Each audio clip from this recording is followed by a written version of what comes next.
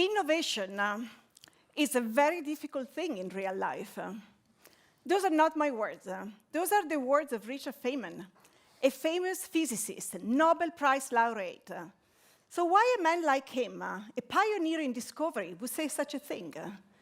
Because innovation is not just about selling an idea. It's about people. And also, the skill of selling ideas is not just a nice-to-have skill. It's the core competency of every innovator. Imagine yourself in your company bringing a new process, a new product, a new tool. You're impacting a special space, people. That's why innovation is a difficult thing. And that's why we have created the Swiss InsurTech Hub, to make the journey of transformation not a single isolated challenge for you. We want to be helping you and making this a shared community experience.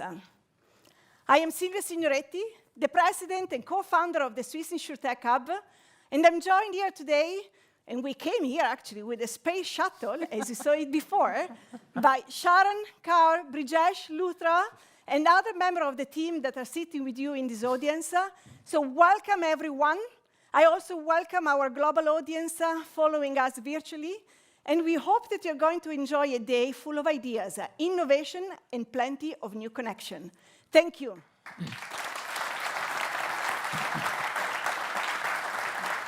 Silvia? So the Swiss InsurTech Hub, there are two pillars to our ecosystem. The first are the insurers and consulting firms and technology firms. Now, why? They are the one who want to foster innovation because they stand to gain the best because they can offer it to their clients. Now, you see some names here. I know some people from some other insurance and consulting companies whose names are not here, and I want to see them here the next time. So that's something that we'll make sure that happens, right? And if you move to the next pillar, is our insurtechs. Some of them, they don't like to be called startups anymore, right? Because that's something that's there. But here's the thing, how we started. This entire thing started 5 years ago because few of us were asking a question, how many Swiss-based insurtechs are there in Switzerland? And we said, we don't know. Right? It started from that simple question. Now we've got more than 120. They come from far away.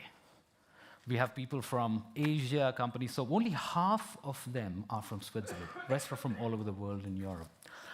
And it grows every time, right? Our first event only had 60, 70 people. Next year, where's Google, where's Gregor? We're going to need your bigger room because that's something that we're growing with. So that's us. So that's the two pillars that make up our ecosystem.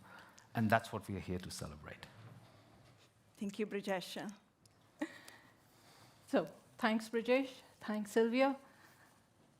Now, today's storyline, this looks like an agenda, but there is innovation even here because this isn't the agenda. This is the journey that we are going to take you through in today's session.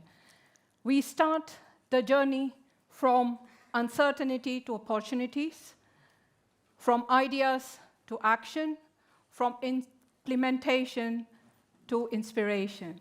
And to begin with, we will start with a very powerful keynote on how global trends are impacting the industry. But it also brings in new opportunities, which pushes us to think bolder and bigger. With innovation that sticks, the long-lasting innovation that is real, that moves the needle and transforms the insurance industry. We will also hear from the big players on how they make this happen, how they take it from a PowerPoint to real life, and how do they separate the hype from what is delivering real value. After a short break, we'll come back to something which matters to everyone, people, humans. And here we'll get an outside-in view on how customer experience and digital experience is built outside our industry with the mission to take that one-click magic back to our insurance industry. And throughout this session, We'll also hear from our top 10 finalists of the InsurTechs. We've had, I won't give the suspense number away, that's Brijesh's job to give that away, but we'll hear from the top 10 finalists who will be presenting their flagship solutions. And towards the end, of course, we will celebrate the innovators through our award ceremony. So, it's fantastic to see the energy here, and I trust it's going to get even better with the day. So let's start. Silvia. Yes. Thanks, Sharan. So as Thank you. Sharan said, let's start with strategy, because behind every innovation, there must be a clear defined road. And as Sharan mentioned, and Paolo is going to talk about it, those directions are not always very well paved, freshly paved highways, but somehow bumpy, and sometimes we have to refresh the route, like in the GPS. So let's get into our very first keynote. Let's welcome Paolo Mantero, Group Chief Strategy Officer of Zurich Insurance.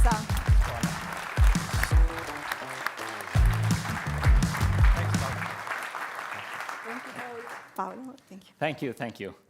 It's really a pleasure to be here. I want to thank Silvia and the team for inviting me. This event puts together two things that are very dear to my heart, insurance and innovation, all together, and great people. So it cannot be a better start. Today, I'm going to talk about something which is at the very core of my job. And actually, 1 month ago, when I had to go in front of the board and talk about what's next in Zurich strategy, I asked myself the question, the world is changing. There are a lot of different things that around us are shaping the world as we know it. And how should I consider them? Should I take our strategy, just continue blindly? Or should I open up and revolutionize everything? And I'm not talking about just innovation. You know that innovation is a great force. It's changing the world. AI, but not only AI, is moving us forward. It's created disruption. But it's also the geopolitical setup which is changing. The forces around how the world is moving are different. Alliances that seem to be untouchable are not there anymore. But also the economy is changing. If you think about the moving force of the global economy over the last 80 years, globalization is not there at least in the shape we used to know it in the past. And so all these different forces have one thing in common. And this one thing is the unpredictability of the outcomes that they will generate. So if the outcome is unpredictable, what strategy can we build on them? So that's what I want to talk about today. So let me first start going through some of this topic. There are many, and I will just give you some highlights of some interesting facts, and then go more in the solution space. How can we tackle them? How can we evolve our businesses in this world where uncertainty is becoming part of the context? So let's start from the trends. Now, I mentioned the geopolitical environment, and when you think about the geopolitical environment, you think about global trade. And instinctively, you think about the US, what is happening with Trump administration, what is the latest tweet of the Mr. President. But actually, the measures against globalization, restrictive measures trade, went on well before Trump administration, and there are already effect in many countries like China and India. And right after COVID, they went down, and they're now with the Trump administration, they're up again. But to say this is not just about Trump is a much more intrinsic, longer-term trend that we see is going on. And of course, the outcome of what we see is difficult to predict, but what we see for sure is that they contribute to make the world more uncertain. However, the direction that the latest tweet of Trump is taking, being that restrictive or more accommodating, people think that the world is becoming less and less certain. Now, underneath all of this, there is some fundamental dynamic, which is the resources of our world are becoming more scarce. And I'm thinking about, of course, materials, rare earths, but also water, and more importantly, energy. And I'll go and talk more about energy later on, but that's a fundamental force that is shaping the trading measures and the geopolitical environment that we see today. Now, of course, when we think about change and when we think about energy and the need for energy, that is very much connected to what is happening in the technology world and with AI. 20% of the new electricity demand over the next 5 years is going to be driven by new AI data centers. So AI is energy hungry, and is not just energy hungry, is becoming a dominant factor in our world, but also in our economy. And you see some statistics here on how important it is today, it is projected to become. But at the same time, what you see is that all this euphoria about AI is generating a potential for a bubble. If you look at any indicator in the financial markets, you will see they're very close to what we had during the dot-com bubble and very close to what we had in 2007. So for sure, AI is a thing, is going to stay, but the financial outcome that will generate is also very uncertain.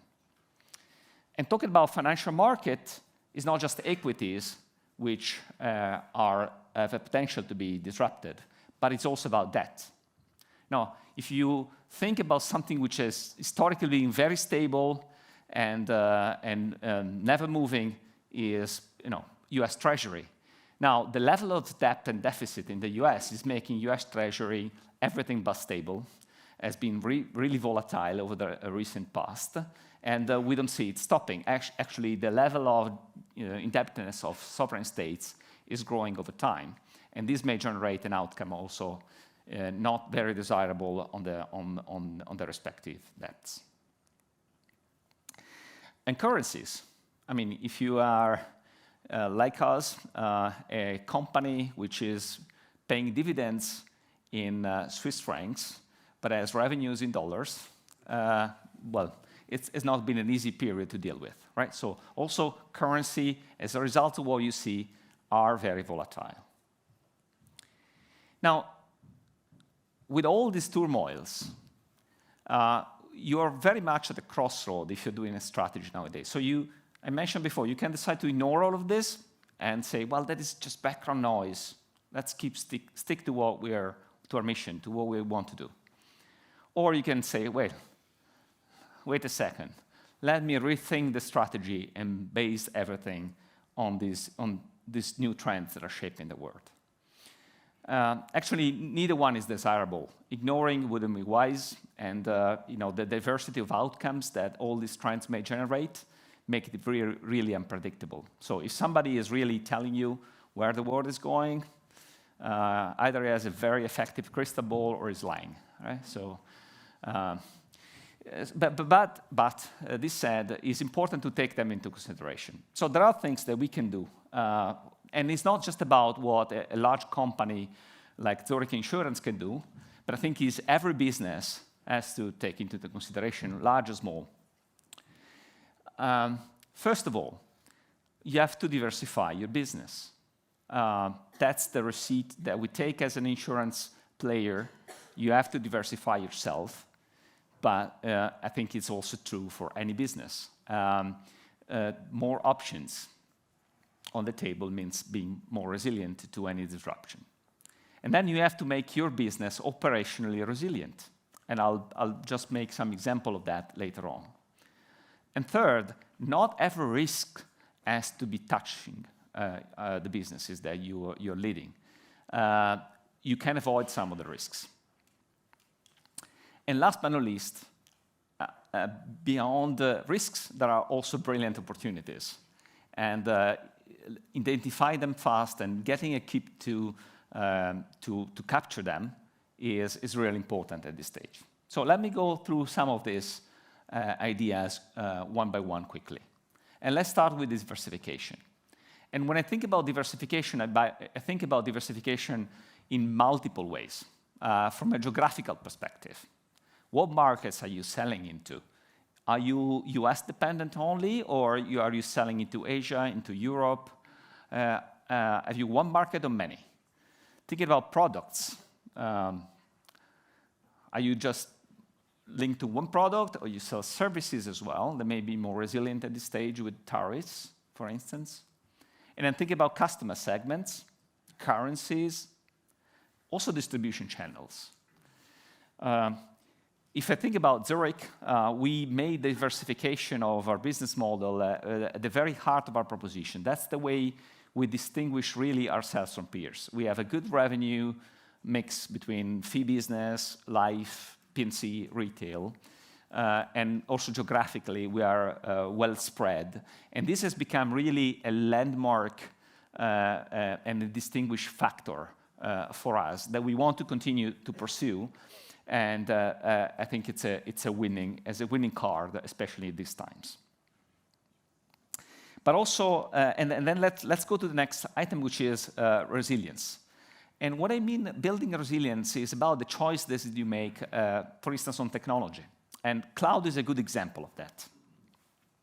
So 75% of the cloud offer is from the US hyperscaler. One is hosting us. And for sure, they're very good. They deliver a fantastic service, and they're reliable. Nevertheless, if this is the only option, if one of these players is the only option that you have open on your table, you should wonder why is that the case, and whether you shouldn't have more than one in your stack. When I see Mr. Trump sitting next to all technology leaders in the US at the same table, the message is clear. It's a US technology. And I wouldn't be surprised if we will see tariffs, reverse tariffs on US technology at a certain point in time. So get ready, because that could come. It also, technological solution can help. You can encapsulate your apps so that you can switch to other solutions if it's needed. You can work on cybersecurity. We at Zurich invested over $1 billion over the last 10 years on cybersecurity. So there are several ways you can make your organization resilient. That's an example, but even if you think about the core business, how fast can you change your pricing? This is a question that we ask ourselves, because when we see motor claims inflation fluctuating, as we have seen over the last few years, you need to respond fast to a market which is moving fast. And updating a tariff every year is not enough anymore. So you need to be very dynamic in the way you do pricing. So that's a way to build resilience. Certain risk can also be avoided. And I'll just make you an example that is about us, is about Zurich. We are a company that makes results based on underwriting. And we decided consciously to limit at the minimum our investment risk. So we don't invest a lot in equities, less than any of our peers. Also, our credit strategy is very conservative. We decided to go with high quality, AAA mostly, or AA credit, even for private credit. So that's a decision. It's limiting our side, but is also limiting the downside and is keeping the volatility low. So if you can, just avoid the risk when it's not core to your business. But there are also a lot of opportunities in this world. And one example is all the investments that are going into intellectual properties this day. And AI is playing a big role, but it's not just about AI. If you think about the macroeconomic dynamic underneath, you'll see that most of countries don't want to rely on other countries' technologies anymore. And as a result, they invest in domestic technology. You see that in China, you see that in India, you see that in Europe now. Is a trend which is going to increase.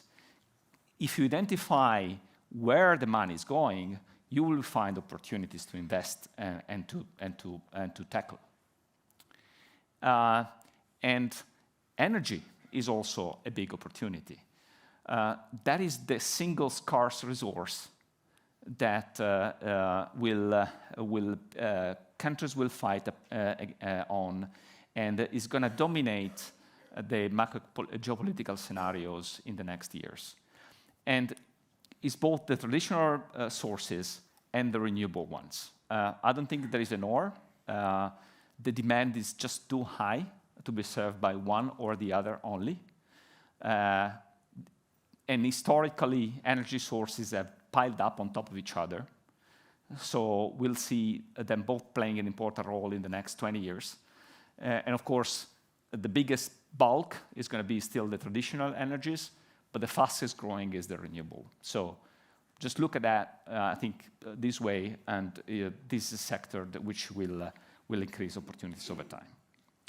But it's not just about energy, also the infrastructure sector is growing fast. This is a chart showing how the fiscal spending in Germany is increasing in areas like infrastructure and defense. There are, you read billions, right? There is almost $1 trillion in the next decade, which is dedicated to these new investments. That means opportunities for all of you, all of us. You need to go and capture that. And last but not least, the fact that supply chain are reshaping, it means that there will be new dynamics, and these new dynamics will create opportunities to enter. For instance, the traffic now is moving away from China, US, to China and Asia, or Asian countries, or China and Africa, or China and Europe. And again, right, it's a completely new dynamic, and you can get in new. So, to wrap it up, there are a number of opportunities that are shaping now, a number of factors that are shaping the global economy, and they create risk that you can deal with by creating more resilience, by trying to avoid the ones that are not core to your business, and by selecting the areas in which you have instead opportunities to capture, and keeping your strategy straight on what is your business purpose. Without deviating from that, you can still work to capture these opportunities and make your business thrive in the future.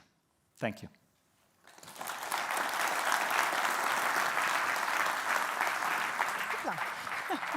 Grazie, Paolo.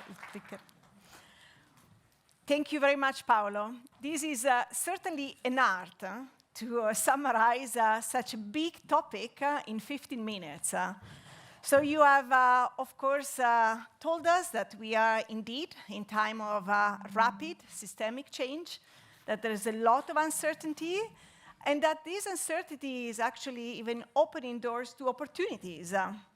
And this is where innovation starts. So let's explore this further with those leaders who live and breathe innovation every day in their organization. And let's welcome on stage Joël Agard, Josephine Chamoulaud, Ruth Armalé, and Gregor Kaelin.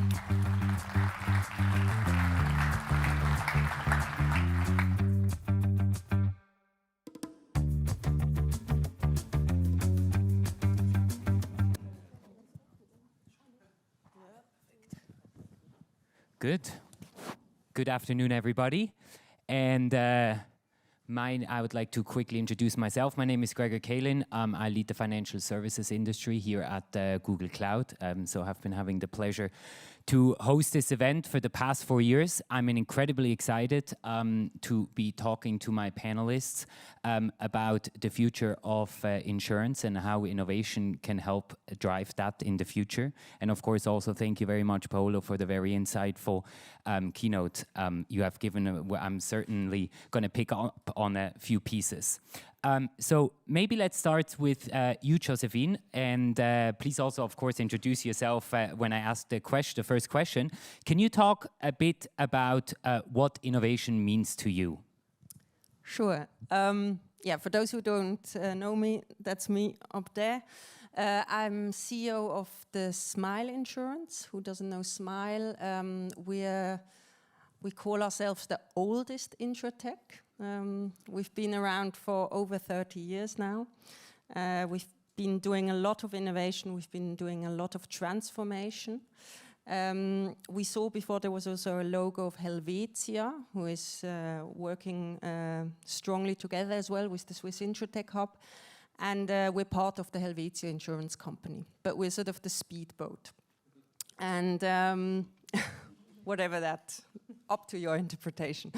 So yeah, innovation, obviously a big word, and I think it would take a whole day to explain what can be behind it.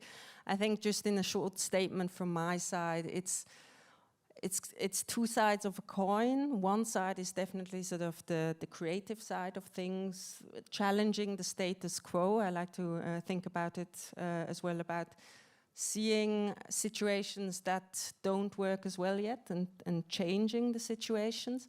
But then on the other side, and I think that's just as important, is then bringing it down to the value and the business. So it's not only just dreaming and being creative about things or thinking about new things, but really sort of creating value in the business. And whilst the one side is definitely has its challenges, the other one I think is definitely at the moment the bigger challenge to really create value out of it. And that's just as much part of innovation as the first. Perfect. Thank you very much. Joel, what about you? What does innovation mean to you? Yeah, thanks. So first of all, nice to be here and thanks for the invitation. My name is Joel. I head up innovation at the Zurich Group, so orchestrating innovation practitioners across the globe in a very decentralized insurance company. Yeah, what does innovation mean to me? I get this question I get this question quite often, as you might guess, and to me, it's about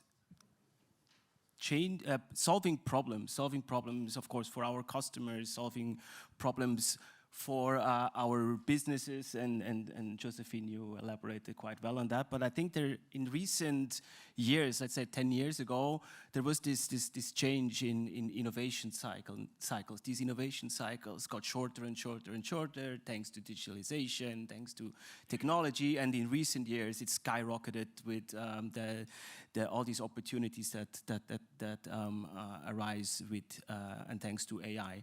I think innovation nowadays is dancing on two weddings, as we say in German, right?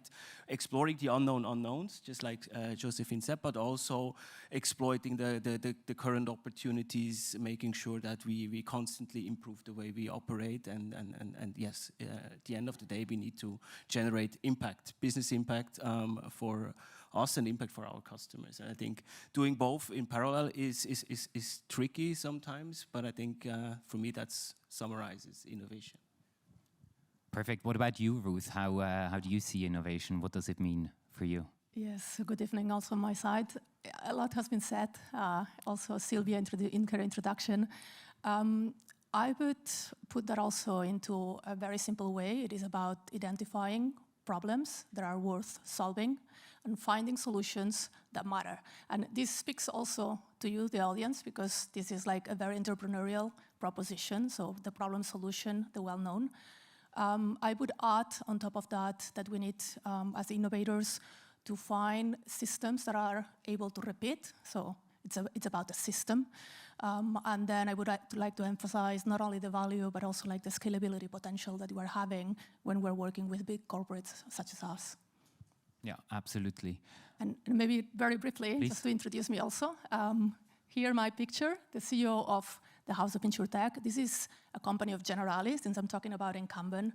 And what we do is also we mix solutions, we identify and scout startups, InsurTechs for that matter, and we build collaborations. And I'm very happy to be here, because another point that is very relevant for me in terms of innovation and the way we really have this theory of change is about potential collaborations and having that exchange with the ecosystem. So.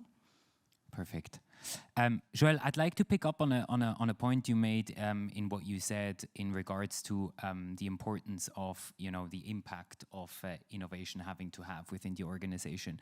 How do you make sure of that within Zurich? So how do you kind of like manage innovation within Zurich? Yeah, so first of all, innovation doesn't only happen at the headquarter, right? So we, as mentioned before, we are a very decentralized company. So we need to make sure that we enable the business units, the countries, to innovate, but to orchestrate it centrally. I think nowadays it's about specialization as well, and we as an insurance company, we do quite well in innovating and building our own technology enablers, our own innovations. But I think nowadays it is important to re-embrace an open innovation framework, and that's what we follow, right? So we work with academia, we work of course with startups, especially InsurTech. Since we're here, we're working with big technology companies like yourself. We enable our employees to build their own solutions, their own innovations to thrive and to generate this business value. But I think it is important that we manage that and orchestrate that centrally, to also make sure that if something works in one business unit, in one function, that we then also scale it into other functions, and that we learn. And also that we learn from failures, which is not always that easy, but then really to make sure that the knowledge transfer happens, and that the transfer from, if we solve one problem in market X, we can also most likely transfer it to another market where we might have similar problems.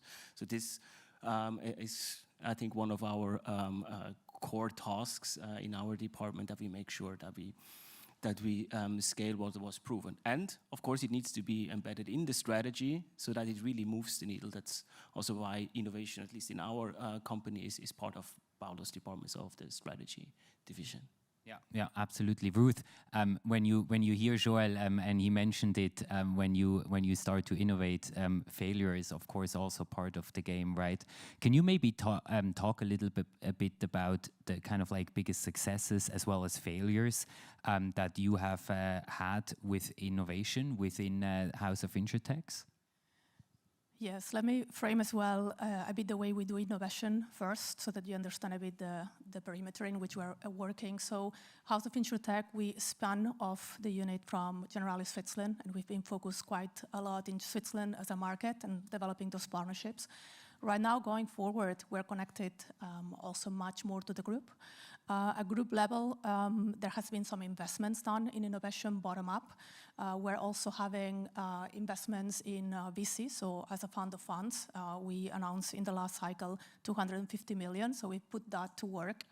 And then the third point that I'd like to mention, that it's connected as well to the future, it's the whole topic of strategic assets for generative AI.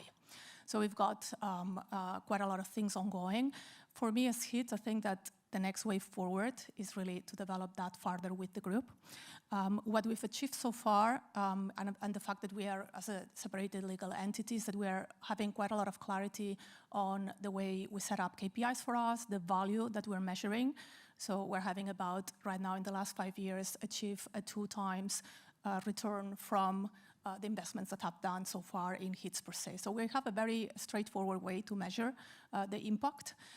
We have developed a portfolio of about 40 different POCs and BPs. What is very important for us, it's not staying into that stage. It's really adoption. And in Switzerland, I would like to mention a couple of stories, but maybe like the first one that resonates. It's one, so Leonie it's called. It's a chatbot, a voice generative AI-enabled chatbot that we're having now for our customers to support them with voice. So that's an example of something that was enabled together with HITS. We started this cooperation 5 years ago, and we progressively scale that type of partnership further into different areas of the business. So started as email dispatching, and then went on into chatbots, which is this chat and apps. That's a bit the thing of the innovators in insurance. I think right now more into these collaborations with the customer, and that's one of the success. You asked me also about the failures, and when I talk about the portfolio, of course, a lot of the things that are not adopting, they fall down the line, right? So we need to be very disciplined in killing our darlings. So we need to be very, like I always say when working with the startups, the second best answer, it's a fast no, because otherwise you can really get stuck in that loop. I would like to mention one failure that it's more of a personal story. So that's back 25 years ago when I started my career. I joined a startup here in Switzerland. And if you can imagine, and you've seen the figures of Paolo, those were like the dot-coms times. And the story is about a brilliant startup, strong strategy, even a strong model, because we were subsidizing pieces of the model. We raised at that time 127 million, which was quite massive, an evaluation of 2.7 billion, 300 people in 2 years, and the story, you can imagine how it ends, since that's the topic of the question, right? So my reflection here is, where are we today? What is this that it feels a bit as an AI bubble? How is that going to develop? I think there's going to be some consolidation. I think there's going to be a lot of shake in the market, but I can guarantee very interesting experience all the way through, and really that brings you farther. Joel, you leading innovation at Zurich Insurance. I'm sure you've seen a lot of successes and also probably some failures within your time there. Do you mind sharing some of them? Yeah, story of our life, right, Ruth? So yeah, we call these projects zombie projects or zombie startup collaborations. A zombie project to me is something that is still alive, but actually dead. And I've fallen into this trap very, very often, to fall in love with one of these zombies because the technology looks amazing. It's a shiny new toy that everybody wants to play around with. At the end of the day, if it's not adopted, it will become a zombie very, very quickly. And I think building a muscle that allows to identify the zombie and to actually kill the zombies is quite crucial for a large insurance company, but also for as a startup, I guess, where you need to pivot fast. And I think that very often led to the hard decision to kill the zombies. And then sometimes this is perceived a failure, but sometimes failing is good, as long as you take the learnings and translate them into something positive.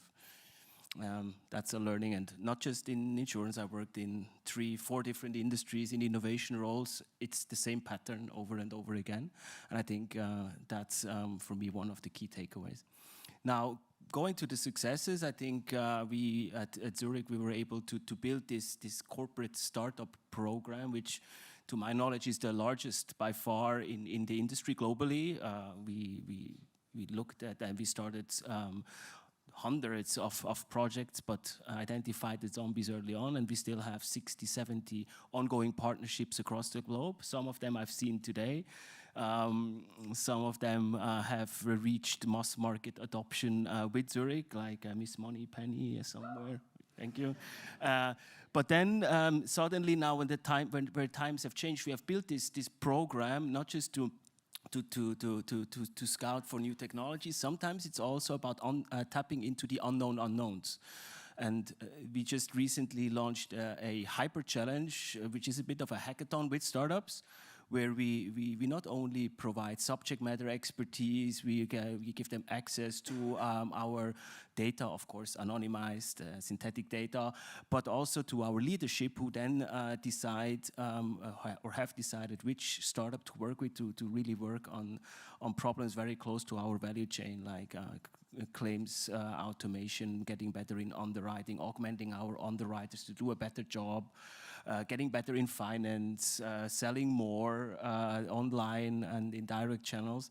And yeah, I think I've seen Domen. I had a chat with Domen, who is from Agentic, which is the startup that we have chosen to really help us automate travel claims across our businesses across the globe. And yeah, we want to implement it and roll this out globally by December, so this side of Christmas, hopefully, which would then mean that we, from the first idea to implementation, we were able to do that within a couple of weeks instead of months in the past. And I think this muscle that we've created, we can leverage for all the future technologies, the future AIs that come our way, whatever that technology trend will be, to really streamline these efforts and generate value that lasts. Yeah, very interesting. Josephine, over to you. Within Smile, so we've heard a lot of course, companies partnering with external startups, scale-ups, technology companies. How do you manage that within Smile? Are you innovating mainly, through building in-house? So is the driver really mainly coming from internally, or are you also partnering with external organizations? And how do you bring those two things together?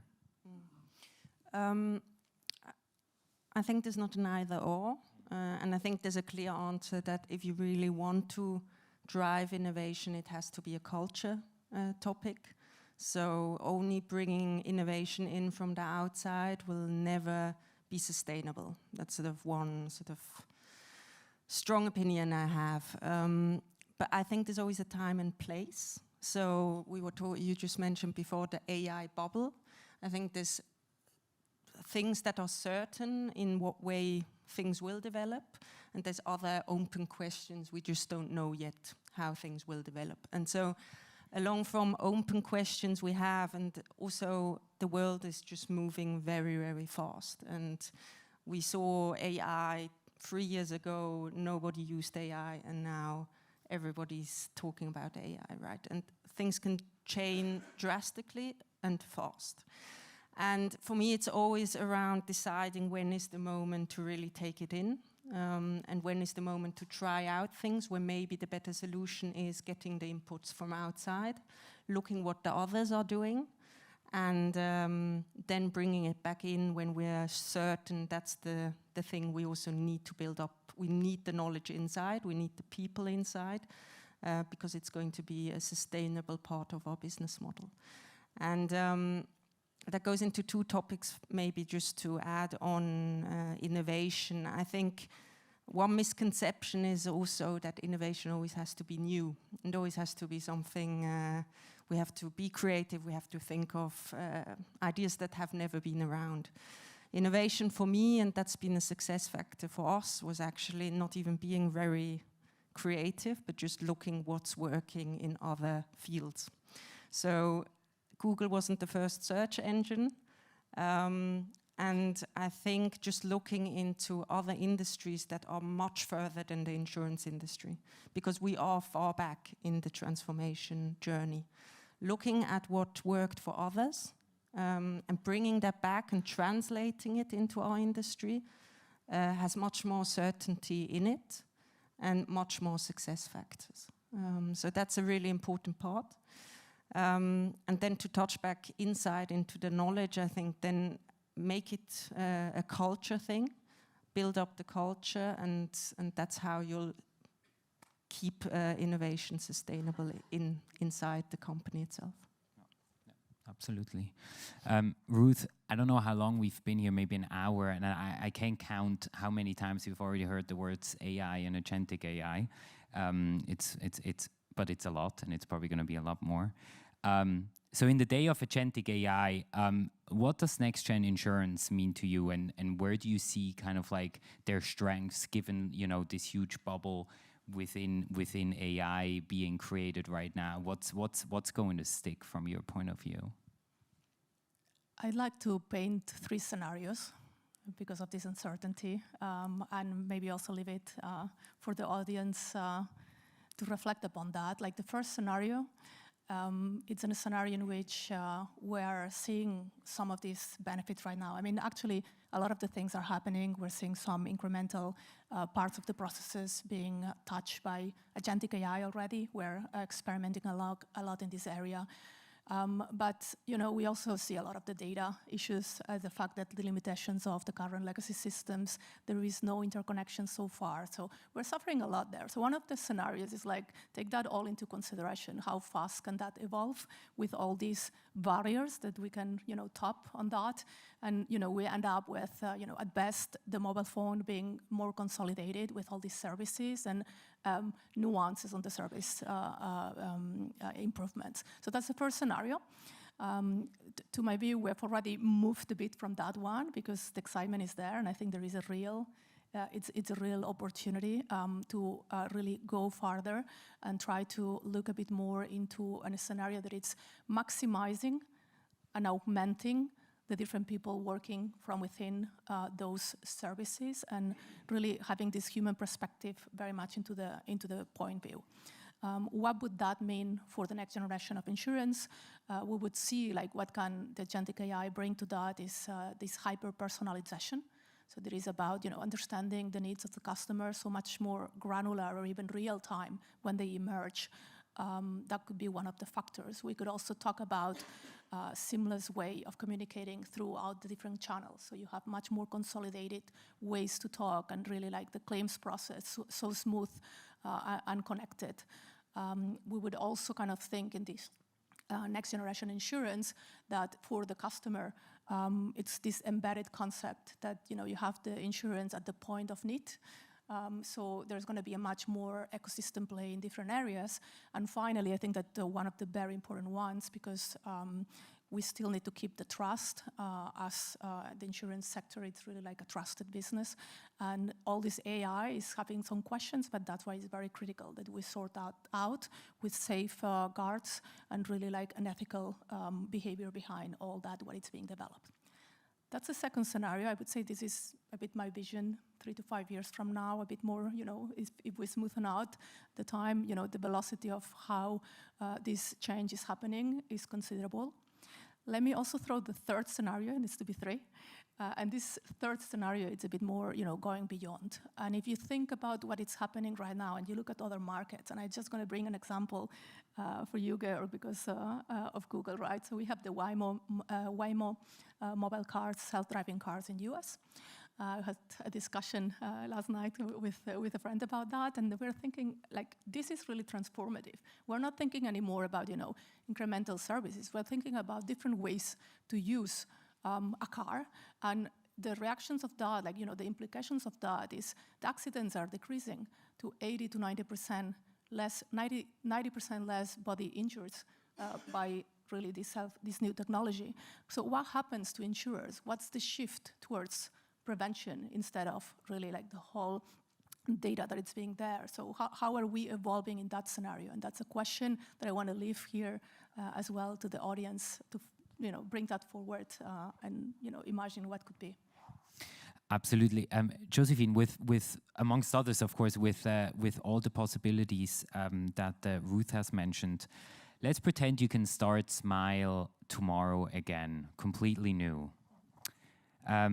What will be your one wish? You can also have 2 if you want. Yeah. Okay. How much time do you have? No, 3 minutes, 18 seconds. No, I think, to sum it up now as well, we were talking, obviously, I mentioned at the beginning, we've been around 30 years. Now, if you compare that with incumbents and with companies that have been around much longer, the big insurance companies, that doesn't sound very old. If you ask startups, it is very old, especially when you see the world, again, how fast everything is changing. So legacy nowadays is not, we're not talking about legacy for 10 years. I'm talking about sometimes even legacy that we built 3 years ago, right? So I think, again, tomorrow, new company, I would keep the experience we've gained also, again, in the last 5 years. But I would really love to just obviously throw away sort of the way of thinking of innovation of only solving problems, because we're talking about problems, right? Because we have legacy and we have a lot of history we also want to get rid of. So stop thinking about that part and really thinking about not just making things better, but actually just creating really good stuff. And that would be sort of my main starting point. Yeah. Are you, when you talk about legacy and, you know, trying to make things better, how do you manage that today? Are you incrementally trying to change things, or are you starting to build in parallel, you know, new processes, new tools, etc., that are completely kind of like redefining the former legacy pieces? Again, both. I mean, we've been on a journey also. It's been interesting. You sort of need to leverage both. Our biggest potential, and everybody's biggest potential nowadays in a digital world, is scalability. And there's two parts in scalability. It's being efficient, but it's also creating growth. And that's sort of the magic formula. So you need to create growth, and you'll create growth as well with new opportunities, going out there, trying out new things. That's how you'll be able to gain ground on the market. At the same time, you'll have to be able to cope with that growth, and that's been our biggest challenge as well, growing over the market, but having a legacy and keeping the scalability side. That's the biggest potential, but you need to manage both. And keeping that afloat during also the market that's been very volatile the last 5 years, that's sort of the challenge and the place you really also need to be creative. Yeah. Sure, last but not least, what's your vision of innovation in the coming 3 to 5 years? Where do you see the train headed? Yeah, a tricky question for 25 seconds answer. So 2 answers to that. I think for us as incumbents or as corporates in general, I think it's as you said, right, to look into the future and to fix today's problems in parallel. I think that's something that we need to get more proficient with, and I think that summarizes that. So I think we need to put processes in place that allow both experimentation and exploitation. I was also reflecting, what does innovation mean, since this is an InsurTech event for InsurTechs, and I think it's just as crucial for startups to innovate, because especially these AI companies that are around since a couple of years, and there is a bit of a trend that big technology companies, and I know we're sitting in the auditorium of one, but that big technology companies actually disrupt, especially the startup industries. Technology companies might just be no longer relevant because these big players are eating their lunch. So I think as a startup, you need to really find your niche, find your purpose, and then really double down, solving that specific issue or tackling that specific opportunity to generate value for end customers in the B2C world or business customers in the B2B world. And I think that's a tipping point for many InsurTechs and startups in general. So I think also there is quite some exciting times ahead. Perfect, thank you very much. I would love to open the round to also to you guys to ask some questions. Unfortunately, we are running a very tight ship in this event today, but the panelists will of course be here during the upcoming break, as well as the apéro at the end, and would be more than happy, of course, to have any one-on-one discussions and dive a bit deeper. Thank you very much to the 3 of you guys for the very insightful discussion. Looking forward to continuing that as well. And thank you very much to all of you once again for being here. And I hope you're going to be enjoying the rest of the afternoon and evening. Thank you very much. Thank you.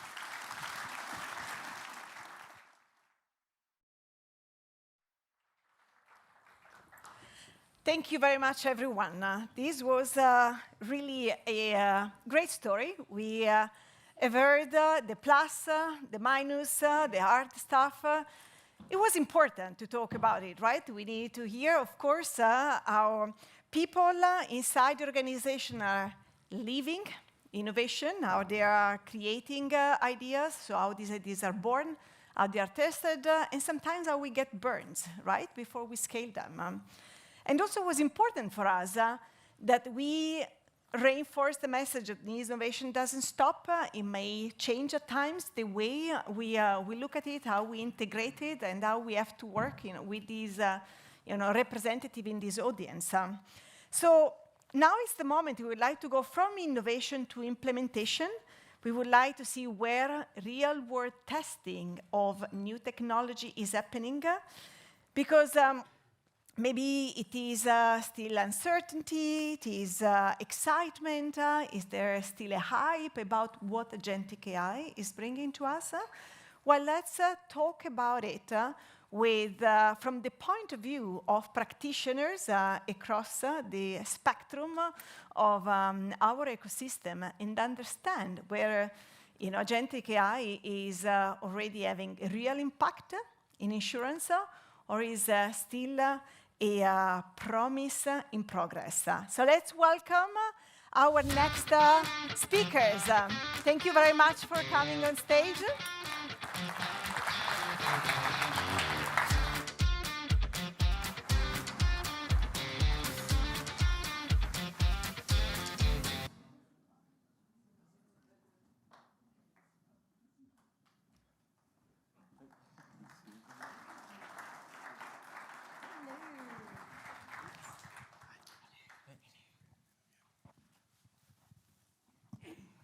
And here we are. Thank you very much, everybody. I'm not going to introduce anybody because Silvia has, I think, introduced us, but we've got our names here behind us. Welcome on stage, gentlemen. It's a pleasure to see you today. We're all sitting in front of our photographs because the previous panel, you swapped places. And I was like, okay, this has to... Okay, now, Agentic... Oh, no, actually...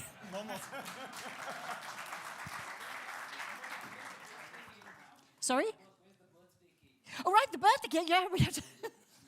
Good point. So, thank you, gentlemen. We had a little reshuffle over here. So, we're going to talk about Agentic AI, Agentic Revolution. Now, as Silvia has beautifully introduced the panel, we're actually going to talk with people who work on the subject, because nowadays everybody and their mother has an opinion on AI and Agentic AI, which is cool, it's great, it's beautiful, we love opinions, but it's best to actually hear what's really going on, right?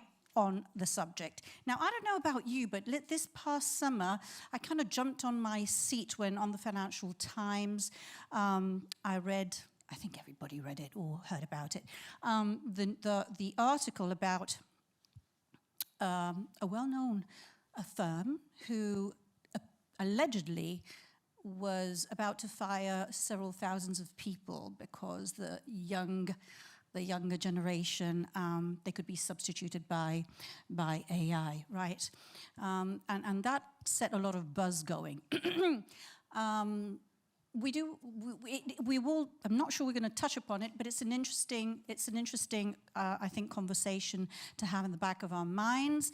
And I think all of us have also thought where actually we can use Gen AI, Agentic AI, whatever AI is actually on vogue at the moment in our jobs. So, and I come to you, gentlemen. Given all this beautiful hype, given the fact that I'm sure we all agree that AI or whatever technology is always part of a broader transformation. So there's a transformation or a strategy in the company, and technology is part of this transformation, and AI, Gen AI, or whatever the buzz AI is a part of the technology, right? So there's a broader picture. And given your vantage point, this is, I assume, your approach towards everything. So with a strategic view. Given this, a question to all, just to break the ice, and given the hype, where is it that actually within your respective companies do you find pragmatic value and use? This is a very brief icebreaker because then we're going to delve into it a bit more. Okay, so now we're sitting in the right spot, I guess, right? Yep. Good. So I go first, despite the fact this guy sits closer to you. Anyway, so look, I mean, first of all, hype clearly over. Hype was there for a long time, and who's still hyping in here? Please, then maybe come talk to me. So, look, if it doesn't create value. And that's, I think, you have to look at. If it doesn't create value for our customers, so I mean, Corso, the corporate solution part, the direct insurance arm of Swiss Re, in the reinsurance side, life and health side, if it doesn't create value to our cedents, to our customers overall, then why bother, right? I mean, that's the same principle on that. And one fear we had early on with the hype is that everybody's now building, you know, tech and all that. And in the end, we all sit here with a lot of tech and tech bills to pay, but we have no value against it, right? So I think the biggest challenge with the hype came as well to value generation. So for me, this is still an amazing and a big topic about keeping the customer in mind and the value generation. We are past the hype very clearly, and when you look at the insurance value chain, I mean, GenAI, you know, GenAI creates things, and you have to prompt things, and it does things in summary. You know, the agentic piece, it does things, and I think that's where it gets interesting. But given that we're pressed for time, we could talk forever about it. But I think what GenAI is, it came in our life, and it did some parts of a process. Agentic AI will force us to really reimagine how we work. Thank you very much. So I guess I'm next. So for me, in the agentic revolution, the word which is the most important is agentic. And if you step back, agent is just a framework to deploy autonomous systems, be they AI or other things, because we always use agentic AI, but agentic can also apply to very simple technology, and it's still agentic. And behind agentic, the key word for me is autonomy. And that for me is the big change. It's about having systems that can do things without being asked explicitly to do it. That's what the agentic is bringing us in terms of change. That's why it's transformative in nature. But like any transformative technology, it's only valid if it's adopted. And I think both Ruth and I mean the previous panelists said it. It's down to adoption. And adoption is not a technological issue. Adoption is a people issue. So at the end of the day, we're back to square one, which is how do you make sure, as you said, Marc, it creates value and people adopt it. Thank you very much. Yeah, so there's not much to add. I agree absolutely with what's said by Marc in terms of driving value. Where are we? I think in general, it's I think it's still in the infancy. What we see today, there's much more to come. So typically, we tend to overestimate what happens in the short term. I don't think much changes tomorrow nor next year. However, what will happen in 5 to 10 years will be dramatic, and we will not recognize what we have today. But that's no point thinking about that because it's not here yet, and it's evolving too quickly. On the point on what we do, I think it's to get value. A lot of this is very boring, and we don't want to talk about it. It's basically you have to master your basics. It's data, structured data, unstructured data, clean them up. Making sure you understand your processes, making sure you have a clear and good narrative for your employees so that they can come with you, finding the right use cases that drive value, creating a platform that allows whatever you build, at the end it's just tech, but it needs to be compatible so that ideally you can, like with Lego, you can build similar things all over the place. And that's all very boring, yeah, it's not very exciting, but without that, I don't think you can extract the value. You will not be able to create value for anyone. So that's one of the things we do. And the third one is really, how do you then allow your people and teams to really test and learn? Because again, we have architects with us that basically were architecting things for the next 200 years. And now we try to explain to them, you need to just figure out what we need to do for the next 6 months. And then it will change again. So that's, I think, another big puzzle that we are working on. How do we instill this curiosity and also being cool with doing things and then changing them again? Yeah. Thank you. Thank you very much, all three of you. I think you pointed out some very pragmatic and important bits and bobs that normally are missed in the conversation. Marc, coming to you, claims and the whole process from first notice of loss to the settlement. Now, I myself have worked on a few projects in that domain. Where have you pragmatically actually, if you have, question mark, managed to apply or are thinking of applying, I hope you, perhaps you are further down the road, to apply Agentic AI or the new... Yeah, look, I mean, talk is always cheap, right? I've Exactly. seen many panels where a lot of people talk about all the things and the projects and all kind of stuff, And right? And then you ask them, sci-fi. how much have you done of that? And it's like, well, I'm still thinking. So, you know, we were a bit lucky in Swiss Re. We worked for a long time with data. And when I started at Swiss Re 5 years ago, the first thing I actually did at the time was tapping into our unstructured data. Claims is an environment where we handle a lot of money, we have a lot of customer interactions, and we have a wealth of data. At the very moment when a claim gets reported to you, you do have a lot of unstructured data points you need to bring to the point of the very moment you make the first decisions on a claim. You know, like for those who ever had a claim or work in claims, the first moment, the first notification of loss moment is the key moment where you steer almost anything on a claim. You give it the right direction, involve the right partners, you see it's a bodily injury involved, whatever type of claims you have. The first moment is the key moment. And That's the crucial. And the crucial moment, right? And to bring data to that moment. So we did that. And then, of course, we all know Gen AI came in our lives and we started doing like, oh, we can generate things and do this and that and still do keyword models and all that. And then the agentic world started to open up, you know, but we were luckily ready with the data point that Claudio mentioned. When you look at what we actually do, so we started working on the Gen AI space. We have today live cases on the Gen AI world. So we looked at the end-to-end value chain and we started working with fraud, with subrogation, recovery. Because why? I mean, fraud is an area, the fraudsters have these tools too. Right? So they're going to defraud us even more sophisticatedly, and if we're not ready for that, then it was almost unnecessary, like there was no debate on that. And by the way, we generate value from it already. So we find more fraud that we didn't find before, and it's actually better referral quality. So when you look at your value chain, you started doing all these little things like use cases, as we call it, in fraud, in subrogation, in intake, because that's the key. If you don't have the data, forget your LLMs, right? I mean, you need to have the data, and in good quality.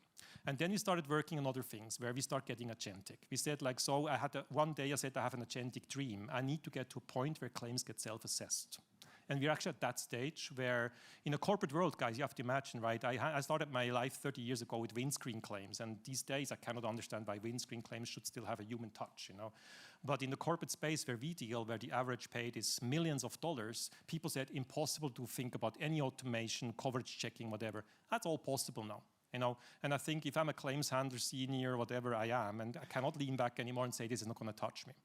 So we are about to get agentic because we now combine these single use cases we have to actually a network of not only creating, but making decisions. And we will start with things like follow claims, coverage checking. We will start with, a claims handler get a claim in the morning, and then it automatically prepares the claim. It looks at the claim previous, past history. It can actually do a benchmarking on these matters. Very, very tangible, so that the claims handler can make in this very key moment decision of the FNOL, the right decisions at that time. And it will generate value because right setup of the early stages is one of the biggest cost driver in claims. Wow, that sounds really impressive, actually. So thank you. It's real. And the thing is that it's real. It's not a PowerPoint or a pilot or something that somebody wishes to do. It's actually happening. You're actually making it happen. So thank you very much for sharing that. Pierre-Olivier.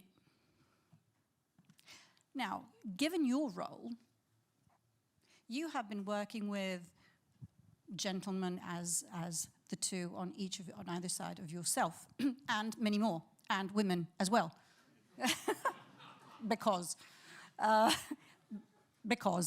Now, given that, and because you have a lot of experience, and you have worked on, and you are working on several projects and several endeavors, and you have seen so many different organizations and departments work. What is it, according to you, according to your experience, that that makes the difference between successful or those endeavors that can be actually, that are achieved versus those that are not? Wow. Okay. So it's like the innovation question earlier. So there are basic elements, fundamentals you need to have. You mentioned data quality. There's also the operating model with AI. There is also the technology. So let's park this because let's take them as fundamentals you need to have and people will have. Yes. For me, I would like to insist on two elements. Unsurprisingly, human capital, I'll come back to it, and unsurprisingly, governance and risk management. Let's start with governance and risk management, which is back to point that both Marc and Claudio were making. First thing, it's trust versus speed. And that's what people need to decide upon, but it has to be a real decision. Trust is the most difficult. Speed is the most difficult as well, because in the world we are in, you need to move fast. But in the world we are in, especially in insurance, in any regulated industry, if there's no trust, it's going to be a complete failure. And that's what most of the people who've been moving appropriately have been doing, which is making a choice, which is explicit, which is explained, and which people are endorsing, which means everybody is aligned on trust versus speed. And by the way, often trust comes first. So people are accepting to maybe go less fast for the benefit of having the right trust. The second element is, I'm repeating what others have said already in the past panel and in this panel, is business value. Okay, so we're talking about technology. Technology is a means to an end. Let's never forget it. Technology is a means to an end. At the end of the day, what Agentic is doing is great because it is forcing us to move from the solution to the problem. We tended to look at the solution and say, let me find the problem to use my solution. With Agentic, you're forced to move to a completely different mindset, which is, what am I trying to resolve? And I don't want to say only problem, because Josephine rightly said there's also other things you want to improve. So let's take problem in a very positive manner, which could be issues or things we want to improve for the future. And that's what matters. And then people is very important. AI is not AI versus people. It's AI plus people. And it has to come together. And the people who are, for me, progressing the most are those who are now turning into investing in their people, in creating the transition, reskilling, helping people to realize. My point is, I can optimize the system. I can code an algorithm and so on. I will never code curiosity, empathy, or desire to change. So at the end of the day, if you want one answer, it's human capital. Thank you very much, Pierre. No, sorry to add something, if I may. Please. To that human piece, we early on tried to sell our claims community, which 50% say like, what the heck, and the other said like, let's go. And the what the heck community said, what do I do with them, right? I mean, and we decided then, let's do a video. We used AI to actually we designed the future, how claims handling will look like in 5 years from now. And then made a video animation of that, of Chloe. Her name is Chloe, is a woman. A claims handler of the future that works 5 years in the future. And then we talk back from that and say to the people, if you want to become Chloe, here are the things you got to learn on your journey there. And again, the 50% of the people said, I love it, let's go and do it. The other 50% is saying, now he's gone crazy. But at least he declared it, so now let's see, right? And some people say, like, 5 years I will be retired, So, but you at least can somewhat articulate to your point that adoption, that kind of human element, because that becomes over time the limiting factor. And your point, Marc, about showing people what agentic AI is very important. Often people have pictures in their head. When they see the agentic AI working, it gets them to realize what needs to be done, what can be done, and where the human are coming into play. Can I just pick? I think it's a good discussion. I think the Claudio, my question is on that to you. On what? On what I'm going to say now. Yes. Good. Okay. Good. So I just pick I think the first thing I think is the showing real examples to people what it means. It's so important. I think so. What we try to do at DAX is basically having like champions that drive their own small stuff, but they are so proud because it helps them. So it's a claims example, but in complex claims, we have put a Gen AI on it, so it allows them to much faster find the right information on the tons of files they have, and it helps them. They are much faster. So that's, and asking these people then to talk about it is helpful. At the same time, if you step back on an organizational level, this will be transformative, and there's no transformation without pain. Otherwise you don't transform. If everything is happy and nothing happens. Claudio, I have to interrupt you because this is my question. Okay, good. So because transformation, the transformation we're talking about, actually has this very strong human component in it, and your chief transformation. This is what I wanted to ask you. How do you actually bring this, the central, in my point of view, but I think we all share it, the crucial role of the human being, the person, within the transformation, the culture shift, the mindset shift into it?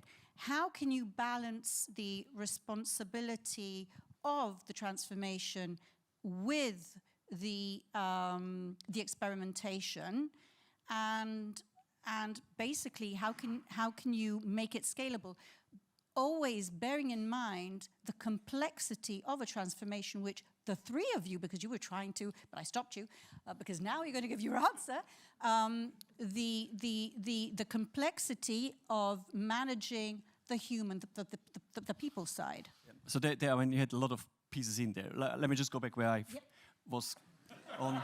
So no, but it's fine. No, it's good. No, because but it's fine. But I needed I you hope to it's have. fine. Otherwise, I mean, so the on the transformation piece, it's on a serious. There's so much change coming. But I think the first thing as a leader is to accept that it will be painful. And I personally, but it's a question of how you lead your organizations. I think what we try to do is to be honest and treat our employees as grown-ups and not as kids. Mm-hmm. Being honest with them that it's coming. To your point of the Mark, I mean, it's explaining them it's coming. So the first thing is there's still a view, or this might just be a hype. To be super clear, it will happen. If you look from a more global point of view, there's nothing that suggests that this will stop. There's all the interests are aligned to push the models harder and faster, because whoever will be the first one as a company to be there of the big model creators, they will make tons of money, and that's what they want to do. And on the state level, again, the state, they will master firstly the technology will have a strategic advantage, an economical advantage. So again, it's unlikely they will see a regulation coming in, they will stop this. So just, but people know the first step is accepting it's coming. You cannot stop it, and it will be everywhere. Once you understand that, as I think everyone has that as an understanding, then the question is, so how do we create a positive engagement with this new thing? And again, we are insurers, so what most of us really are about the customer. Yeah, how can we create value, help customers, and in there, obviously, as we said before, there is a piece about showing good examples that they see and that they engage themselves. Having said that, again, when you go and change things, you will have, I don't know if it's 50%. My experience is more like you have some of the 50 that don't like it today will come over. Yeah, they will at some point they will say, yeah. And then you have somewhere between 20-25% who will just not get it. They will not, they don't want to, and the question is just, I mean, how do you then deal with that? But at some point in time, you have then to move them into new roles, other roles, but you will never have everyone joining you. Now, in terms of the organization itself, it's personally, I think, as I said, is treating everyone as adults, being clear on where the journey goes. The most important thing is how to keep everyone curious and test without being afraid. Because in my head, the biggest change, innovation in AXA will not come from the head of innovation, or any of the guys we have who do this stuff. It will be somewhere, a very smart person, somewhere handling claims every day or doing underwriting, who will just have a good understanding on tech, and will come up with a use case we never thought about and will be fantastic. And then last remark, and then I stop, it's, again, at the larger scale, if you think about what it does do in terms of transformation to insurers, my hypothesis is that in 3 to 5 years, you can't appoint any MDs or CEOs who don't really understand tech. And I don't mean who watched a video on YouTube for half an hour and then think they are the expert or basically read the book. What I mean is real experts who understand. That means hundreds and thousands of hours in the tech to be able to make the right decisions for insurers going forward. And that will be painful, but I think that's where the journey will go. So you said, well, all of you have said some very crucial things, all coming from experience, which is the value here. What I understand, and it coincides with my experience as well, is crucial are people. People are not a side show. They're actually central to everything. Technology has to be understood, but we have to understand why we need the change and what we are changing, and the how is also via technology. But it's a bit of it, as I said at the very beginning. And I think another thing that Claudio underlined, which is very important, it was implied in all of the conversations we heard hitherto. He actually mentioned it, the pain. It is a painful journey. We cannot imagine changing or without enduring some pain. We can't imagine changing without having failures, as we have heard on the previous panel. So I think that the difference between the buzz and the hype that we encounter every day and the panels that we have listened to today and these three gentlemen now is that actually this is not hype. This is real, pragmatic experience of people who every day work on precisely these matters and have shared with us. We've had the privilege of listening to these insights, which are extremely important, in my opinion. And I thank all of you very, very much and wish everybody a good continuation. Thank you.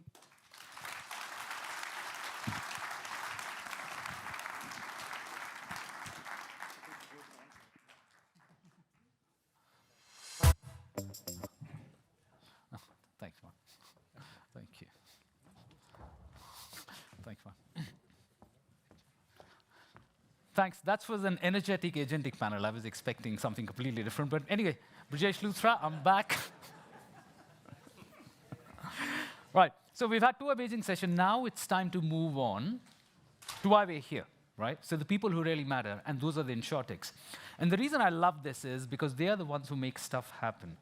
They're not stuck in these endless steering committees, 7 levels of approval. They just want to get stuff done, right? And that's what we're here to celebrate. But before I get to them, there's something that I thought about this morning. And actually, I think about that every day when I get up. I think when I get up, I look like Brad Pitt. Somebody agrees, right? Yeah? But when I look myself in the mirror, reality hits me. And to me, that's something that a lot of insurers today work like that, right? So, Marc, you gave an example that you actually have Brad Pitts, if you will, where's Marc gone? I can't see him, in your organization who are really making stuff happen. So, this year for our summit, for our awards, when we opened up our nominations, we received 62 nominations. 62. We have to choose one, right? So what we did was, when we perused them, we found 52 Brad Pitts out of the 62. So we did the best thing that we could do, toss the problem to somebody else, right? Say, it's your problem. So we got Roger on board, our chairman of the jury.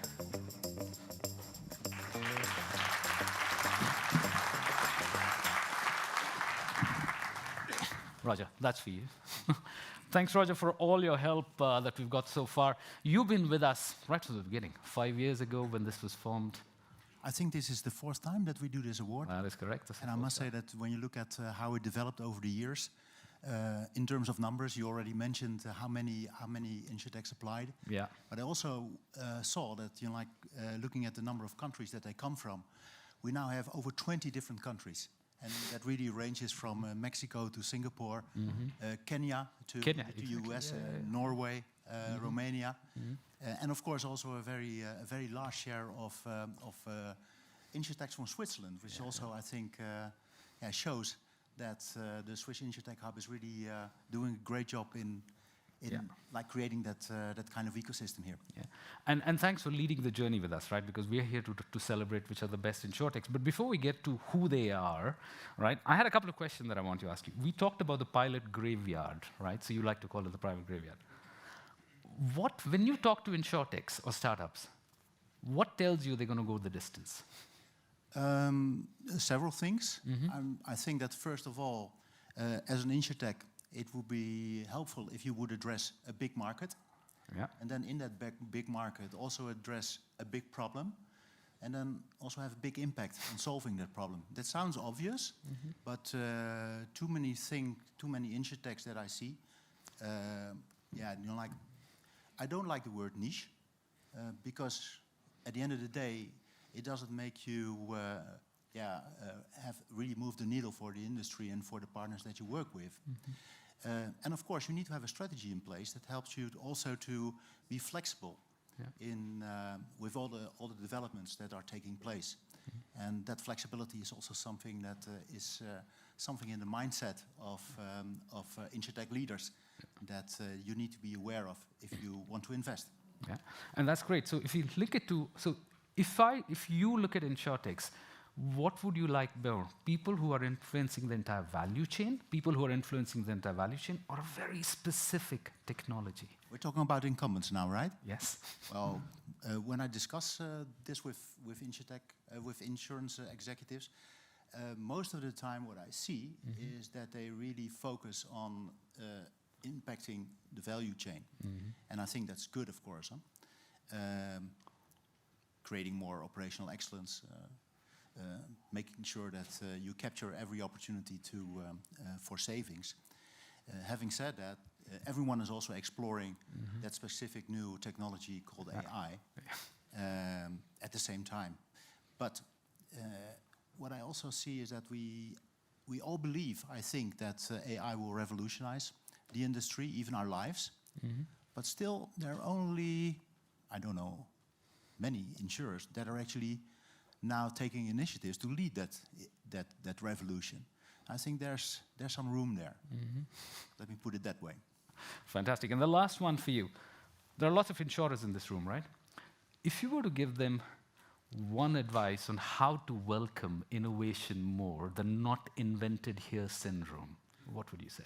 Well, I think that already many things came across in the first session that we had, the one on innovation, the round table. To me, innovation is about staying relevant. That's the most important. And we need to do that because past performance isn't a guarantee for future performance. Now, what also became aware in the two sessions that we had so far is that there's not just one type of innovation. There's several types of innovation. Incremental innovation to enhance or improve the current value chain is something totally different than creating new business concepts, new business models, the new core businesses. And every type of innovation requires a different setup to thrive, different conditions. And that's something that insurers should be much more aware of, to really create those new set of conditions. I think Joel called it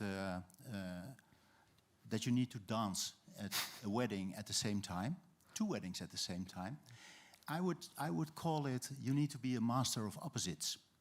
Okay. And that should be the new mindset. That's the new mindset. And this is what you were looking for along with the jury, right, when you were choosing. So maybe a couple of words about how you went about and how we got to our top 10, maybe. Yeah, I think the first thing that you'll notice that there are really very different blood types in the jury, not just people from the insurance blood type, but also with vast experience in the InsurTech space. And we assessed all the InsurTechs that applied on a range of 10 different criteria. We did that in 2 rounds. And we ended up with 9 finalists, and we're welcoming them here today. Exactly. So thanks a lot, Roger. So this is what. Thank you. Thank you. So what we're going to do now. It's always good to applaud. Right? It's always good to applaud. So here's what we're going to do now. Now we're going to jump into hear what they do, right? And they've been given a very simple task: explain your story in 3 minutes. That's it. 3 minutes, explain your story. Why should you be the InsurTech of the year, right? So to present the first InsurTech, I'd like to invite Ruth on stage.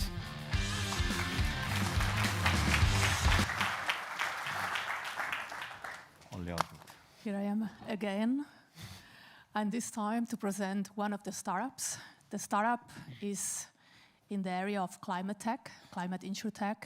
What they do is they prevent flooding, and they do that in a way that it's integrating a lot of data from satellites and image. It's all about really making that predictive assessment and also being able to mitigate the risk. I would like to call for Laurent Feuilleaubois, I hope that I said it right, to the stage to introduce the startup. Laurent is a geoscientist turned InsurTech founder. Thank you, Ruth. So Ruth and I to change the slide, okay. Sorry.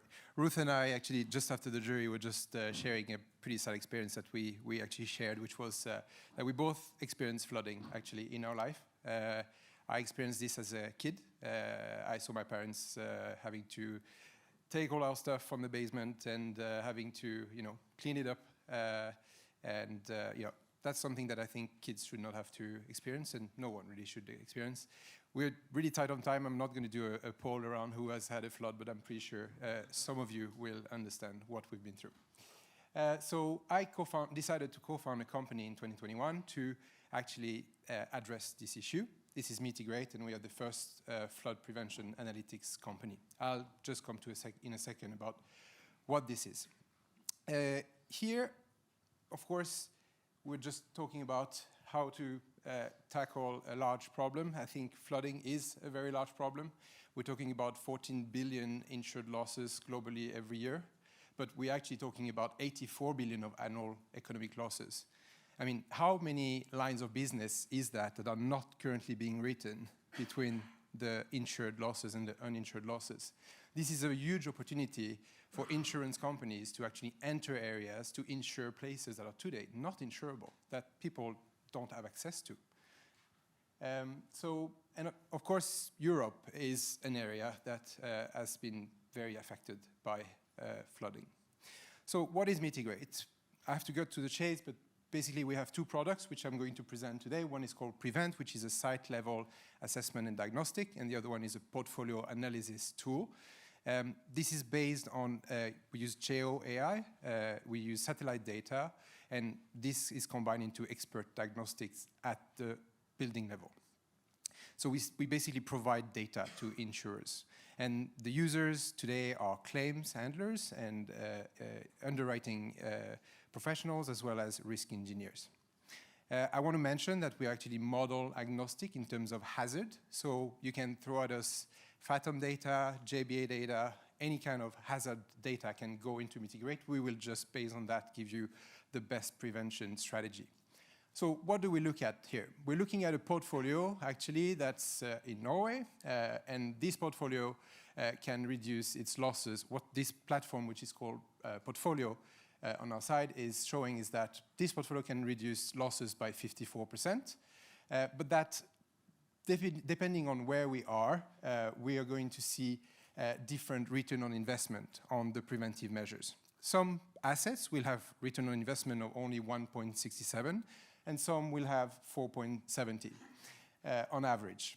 But if we look at the outliers, we can also see that we can reach more than 8 in terms of return on investments. And this is 10% of the properties in this portfolio. So if you are thinking of implementing prevention in your portfolio, do you start by looking at those that are at 1.67 or those at 8? Well, the answer is quite simple, and that's where you should focus, and that's how we can help. Our customers span between the UK and Norway. We are serving the largest mutual in Norway, called Gjensidige. You might not have heard about them, but through the last 10 years, the combined ratio has been 81.8%. They know how to write business and have decided to use us to improve their results on the flood risk. And Aon in the UK is one of our customers as well. The main outcome that, for example, Gjensidige is seeing is that customers post-claim, one out of two is interested in implementing measures.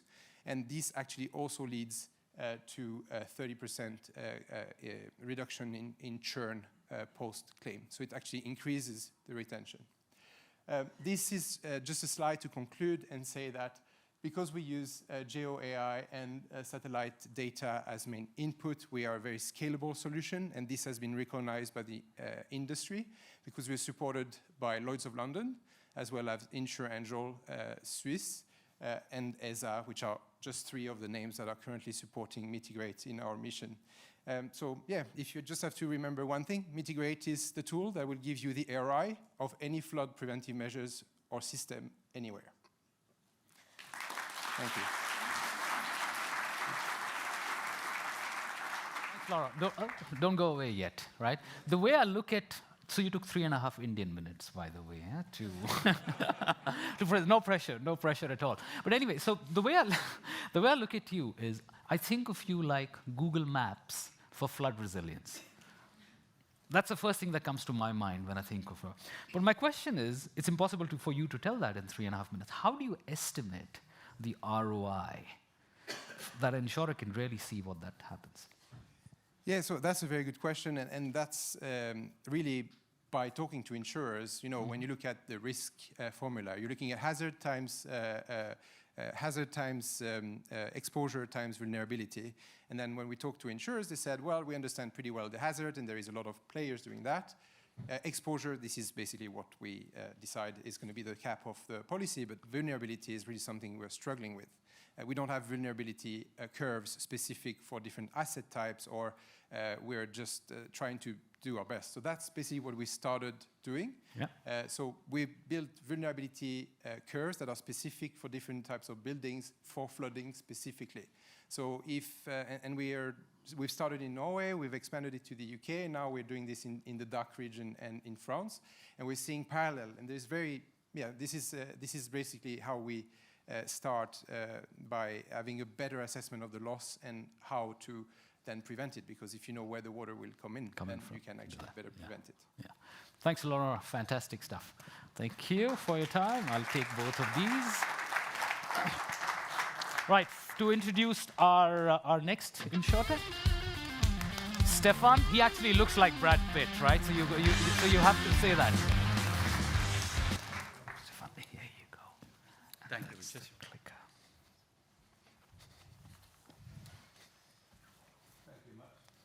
Thank you much. So it works. Great. First, just a short thank you to the organization of this InsurTech event. I mean, I'm here since the beginning, and it's really, quality is great. I think we just had a report out that the last quarter was the weakest in new InsurTech creation worldwide. And I think here it's great still to see that everyone is here, a lot of energy around, and I think that's also due to the great organization. So in relative terms, we're thriving, and that's good. Thank you, all the team. I'm happy to introduce Insurmo, and it's a company that basically is in Singapore, has offices all over the world, is doing middleware for insurance products. So they bring the middleware and help insurers to bring products to any channel within weeks. I think it's a very strong brand, being able to do that throughout the world. They have offices in Sydney, Hong Kong, London, New York, and also Zurich. So it's a great pleasure to welcome Antoniya to do the pitch, and happy to have you here, and we're eager to hear your story. Thank you.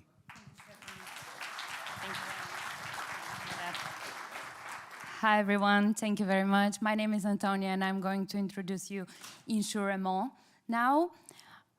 Very happy to be here in this event. So basically with the digitalization, the connected insurance, and the spread of AI in every aspect of the insurer's business, there are many challenges that the insurers are facing. And one of the challenges is the velocity, basically the time to market. They're not able to very fast roll out products into the market. Another challenge is the volume. So basically the legacy architecture cannot compete and cannot uphold very big amounts of data and huge volumes. And last but not least is the data with the spread of the AI. They're having lots of data, however, that is not consolidated, so it stays in the different systems. And here comes InsurMO. So we are insurance middle office, and we are helping the insurers overcome those challenges. How do we do that? We have a product library of more than 17,000 ready available product templates that are helping the insurers roll out, not in months new products, but in days. We're also helping maintain big volumes of 100 million policies per day, and this all happens coexisting with the legacy platform, legacy system. So basically, they do not have to change the legacy system. They just connect to our platform for all the lines of business. So basically, what do? What is InsurMO? We're helping insurers digitalize, core modernize. However, that's not one of the biggest benefits of InsurMO, because we're also working with distributors, MGAs, brokers. So we're making an ecosystem of insurers, multiple insurers and multiple distributors that are working together. And this in the middle you can see is our product parts and templates and product functions that we have, as I mentioned, the vast majority of product templates, but also we do have APIs, ready available insurance APIs, more than 10,000 for the insurance sector and more than 1,000 for the non-insurance APIs.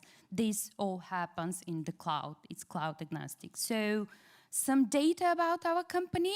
As Stefan mentioned, we're headquarters in Singapore, so we have a huge presence in Asia, North America, South America, Australia, Asia, Middle East, Africa, and we're very fast developing into Europe for the past 6 to 7 years. We have more than 500 customers and 500 apps, and we're maintaining large volumes, as I mentioned, of annually gross written premiums facilitated are more than 25 billion of euro.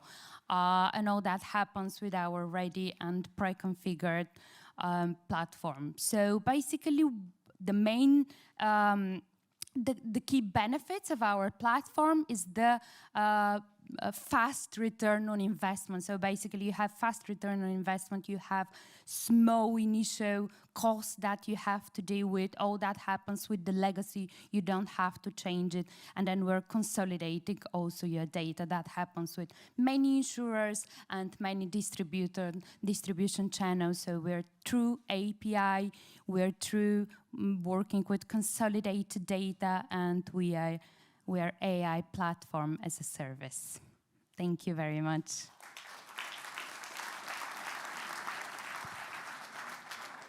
Thanks, Antoniya.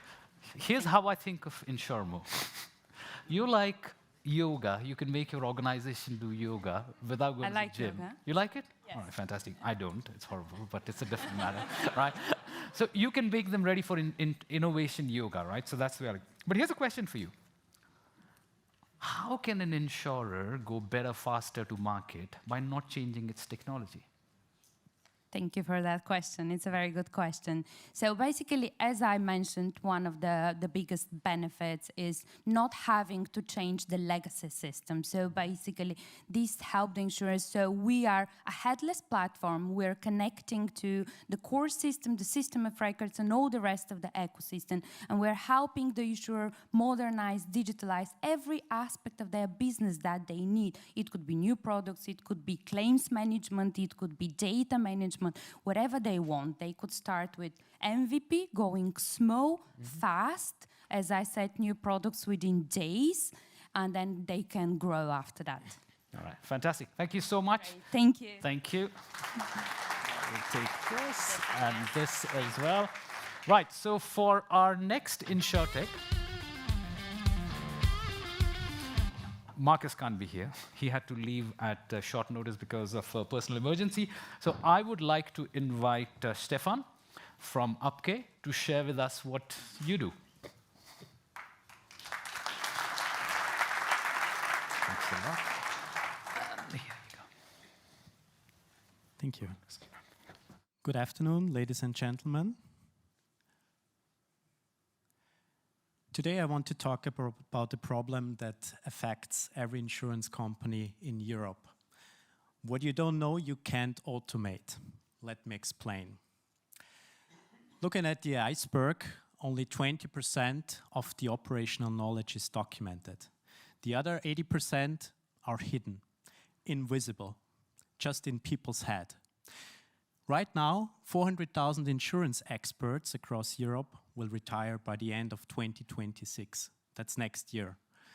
So there is a lot of knowledge just walking out the door quite soon. But there is an even bigger problem. The 80% of the hidden knowledge that is not owned by the corporates, by the insurance companies. So the insurance companies, they have a lot of automation tools, but they don't understand their processes good enough to use them properly. So the result is knowledge is lost and automation fails, 75%. There was a recent MIT study this year that says even 95% of AI applications fail. How we can solve this issue? We do it in 3 steps. Basically, UpK is a SaaS, no-code platform that captures the hidden expertise during the operations. So we capture screen recordings, we capture voice, and we capture the decision patterns during the daily work of the employees. So in collaboration with our tool, the employees are feeding their knowledge graph of the company and building a permanent knowledge asset for the corporate. This knowledge asset is owned by the company, by the insurance company, and can be used for automation, but also visualization of the processes, and also analyzing of the processes. So operational knowledge becomes strategic capital of the company. And insurance company will be ready for the next generation of AI, so-called AGI, Artificial General Intelligence. Let me talk about the real-life success story. One of our clients, an insurance provider in Switzerland, struggled with fast-growing business and very complex claims processing.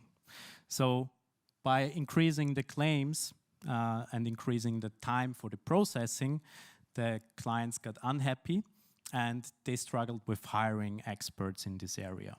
So IT systems didn't offer APIs, so there was no chance for, I would say, normal automation.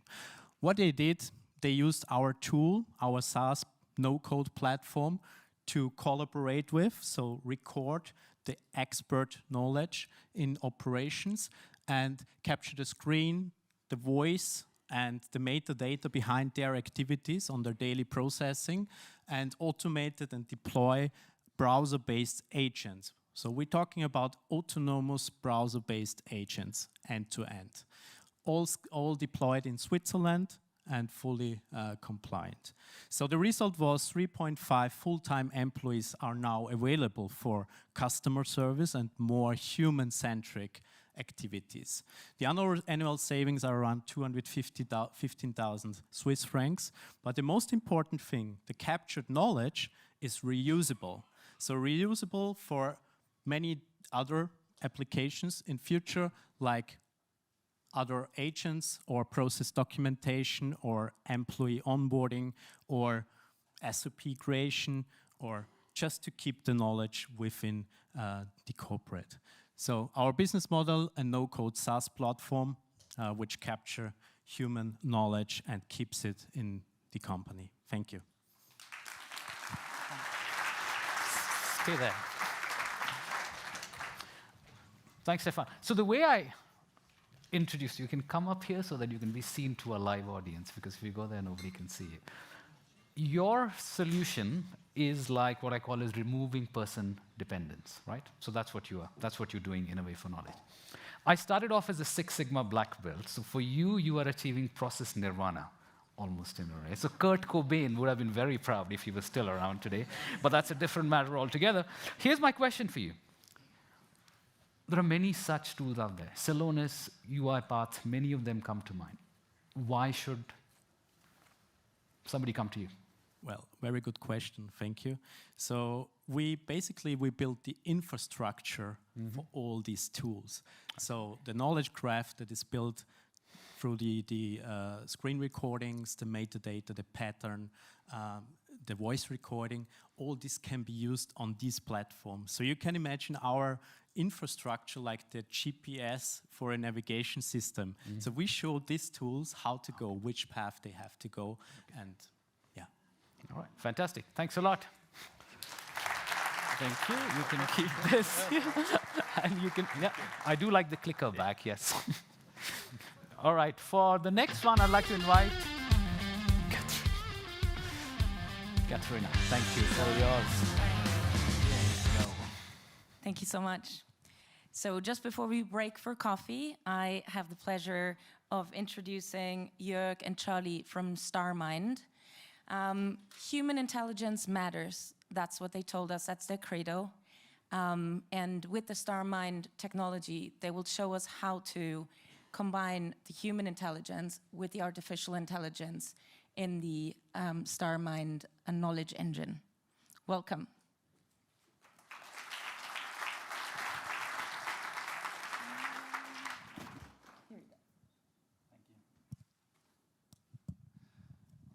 So let me introduce StarMind with the words of this afternoon. We are the yoga who help you to find and also become, or the insurance company, the Brad Pitts of this world. And let me start by data or evidencing these statements. So what matters for us is human intelligence in an organization, in particular in the digital age. In particular, and keep in mind while we're going through a transformation of agentic and generative AI, that 80% of all the knowledge remains in the human mind.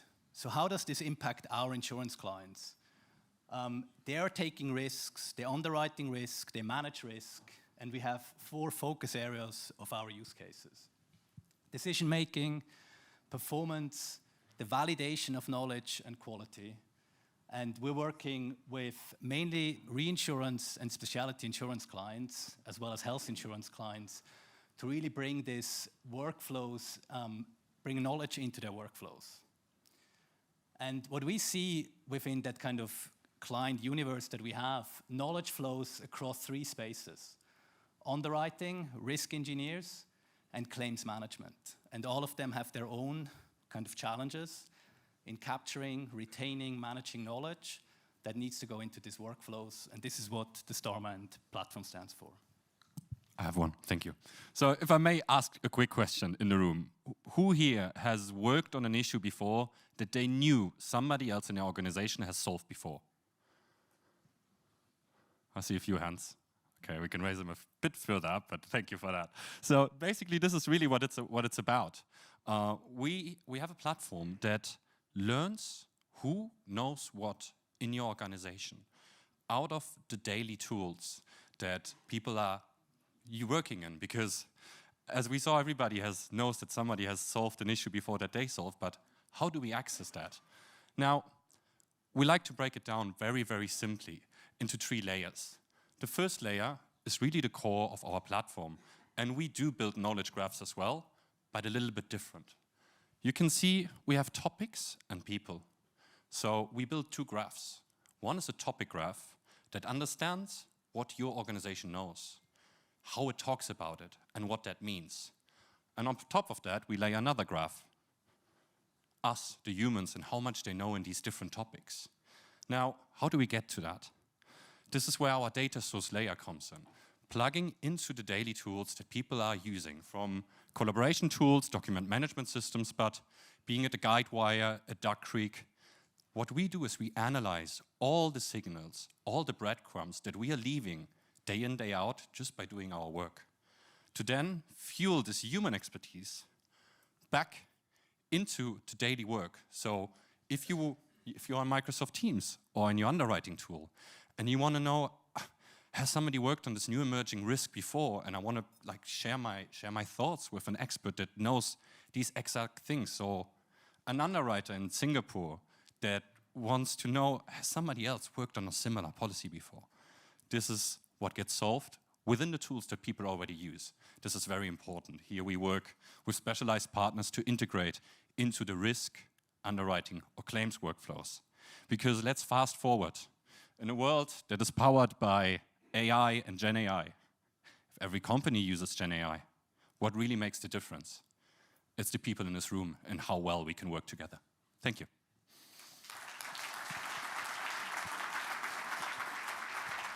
Thanks very much. I do have a question for you. So you guys are like knowledge nirvana, right? Can I say that? I think that's fair. Knowledge nirvana, good. Thanks for agreeing with me, right? So I like the directions. We're remaining in the terminology of yoga. It's quite interesting. No, I hate yoga. So right. Let's not stick to yoga, right? But I like the direction Swiss InsurTech Hub is taking. I think next year, Silvia, we'll have to do a retreat of some sort, right? A retreat wearing orange lobes. But anyway, my question, how does this help the companies in their AI journey? So we are really empowered by AI, and we empower human intelligence with AI. And what does that mean? Where does the AI journey go and landscape goes, and the system landscape or architecture is developing? It's all around data. So how do you bring tacit knowledge, undocumented knowledge or data into the data system and into the processes and the database? Because this is where the algorithms are getting fed, this is where the AI is learning, and this is eventually where generative AI is founded, as well as agentic AI is kind of evolving as we speak.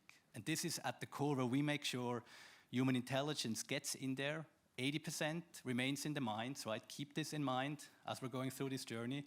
But it also validates the human knowledge, or it validates the knowledge that is getting generated by now more and more kind of AI algorithms. And I think it's absolutely crucial, because the more specialized the knowledge is, as an insurance company, as in specialty insurance company, reinsurance, the more the impact is. I think general topics can be easily answered by AI, but more specialized knowledge that are depending on expertise, this is where we're coming in. All right, thanks a lot. Thank you. So, thanks a lot again for your time. Right, so we're gonna have a short break. 20 minutes, stretch your legs, we come back and get set for the next part of the journey. See you back. We will start, whether you guys are here or not, in 20 minutes, by the way. So here's a timer that you can see.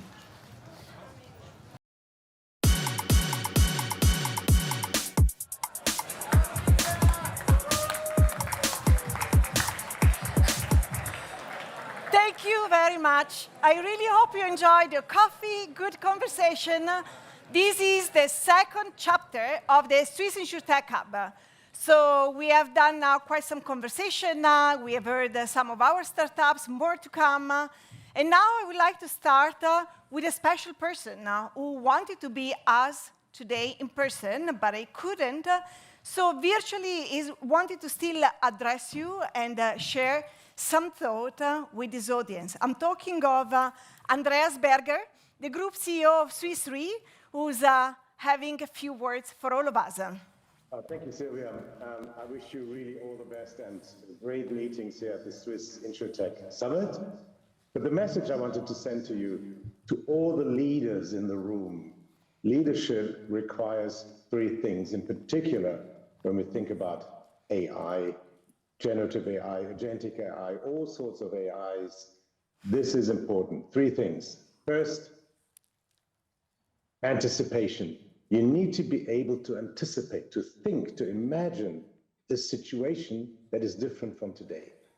So very often we stick in today's processes, but no, we need to reimagine the world. That's the anticipation piece. The second piece is self-motivation. All of the people here in the room who want to introduce the change through AI will have to face that 80% or more of all people don't like change. Self-motivation is important. The third aspect is inspiration. Inspiration, because you don't want to walk alone. You need to have people following you. So anticipation, self-motivation, and then ultimately the inspiration will drive the change. So keep that in mind when you discuss, when you explore, when you innovate. Thank you very much.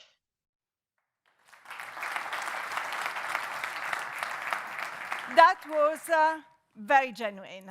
It was really nice to have this conversation with Andreas, who really said important things, right? That innovation doesn't live in silos, and that inspiration is a key for success. For this reason, we think that we have to find most of all the valuable ideas outside of our industry. Also, Josephine said that in our first panel today. So also this year, at the Swiss InsurTech Summit, we brought this external idea on stage. And this topic we are going to disclose is about humans, is about emotions, is about customer experience. So more practically, is about a company that went from bean to cup, that went from an idea to design and customer experience. So I'm very exciting about, it is very exciting now welcoming on stage Georgina Sala-Gasol, the Global Head of Digital Experience at Nespresso. This is the leader behind transformation of customer experience at Nespresso.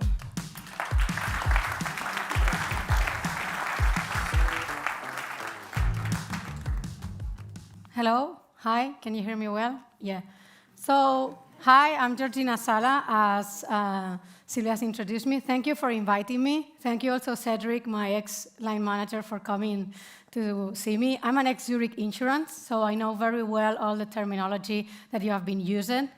I work in the data and AI department, so I'm also familiar with everything that you just said. But at the same time, in Zurich, I was also Global Head of Digital Experience. And you're asking, what a Global Digital Experience do in a data and AI department? Make sure that what we build fulfill emotions and people needs. How many times you guys have used AI? Someone is counting. How many times you have said people, user, value, few of them. So I'm here to showcase how in Nespresso we are taking care of human feelings. Okay, voilà. So, what is a moment that truly matters? It is the big wedding, the big promotion, the big trip. No, they are not the big milestones, but they are the tiny, invisible seconds that change the way we feel. The first time that your kid goes to schools and look at you, when a stranger look at you and you connect in the streets, and the first sip in the morning that you are taking, not because you need caffeine, but because you need to pause, okay? So, thinking a lot, why in business we are not talking about those moments? Why we are not measuring against them? Why we are not create them? Because those moments define connection, belonging, and meaning. And we always forget them.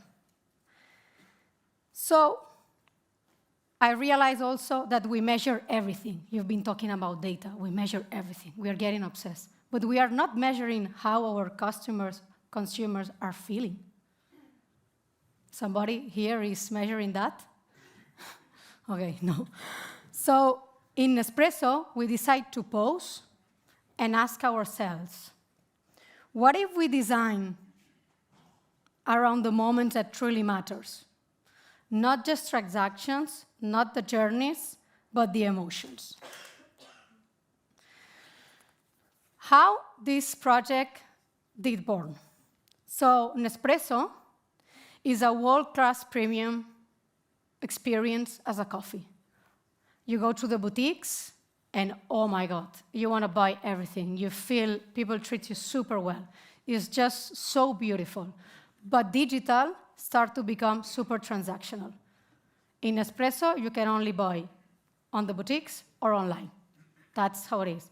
So we wanted to reinforce this aspect in our digital experience because we were lacking this personalization, these feelings, and this meaning. And consumers have evolved a lot, especially if you want to reach new generations.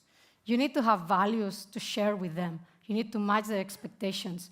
They are not like, and don't take it wrong here, us. They have 25 years old with a different totally mindset. So we had to approach and match their feelings. For us, data means emotion.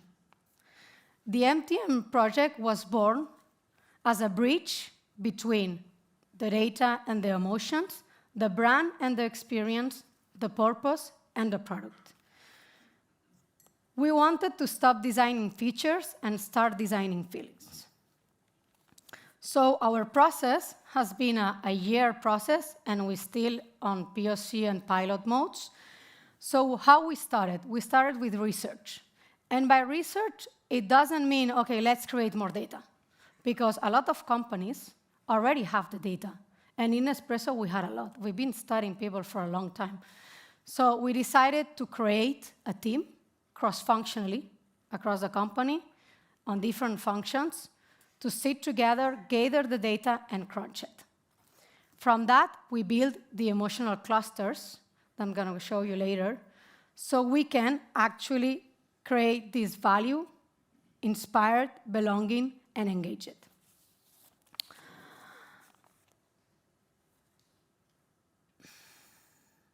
So, business funnel. That sounds really, oh my God. But we create a mapping where actually we are creating against those emotions. These are the clusters of the emotions, and the moments that matter is 50 of them. In each category, you have so many moments, okay? This is a big cluster. We can go from the brand trigger, the initial interaction, the push and goes, the getting going. As you can see, this way is not what we want from the consumer, which is a traditional business model, like I want to attract, I want to retain you. We shift it, and we are from the user point of view, what the user wants from us. Because this is our relationship, guys. So we need to give them something. It's not always, I'm attracting you, I'm retaining you. What are you giving me? One of the things that we have done is use the Airbnb technique, and also Disney World, and how these come together. So in each cluster, we have created storyboards, so we can explain how people feel and what is the impact. Once we have the storyboard, we sit all together as a cross-functional team, and we ideate against this moment. What does that mean? We, as a cross-functional team, decide what is the experience that we want in that moment.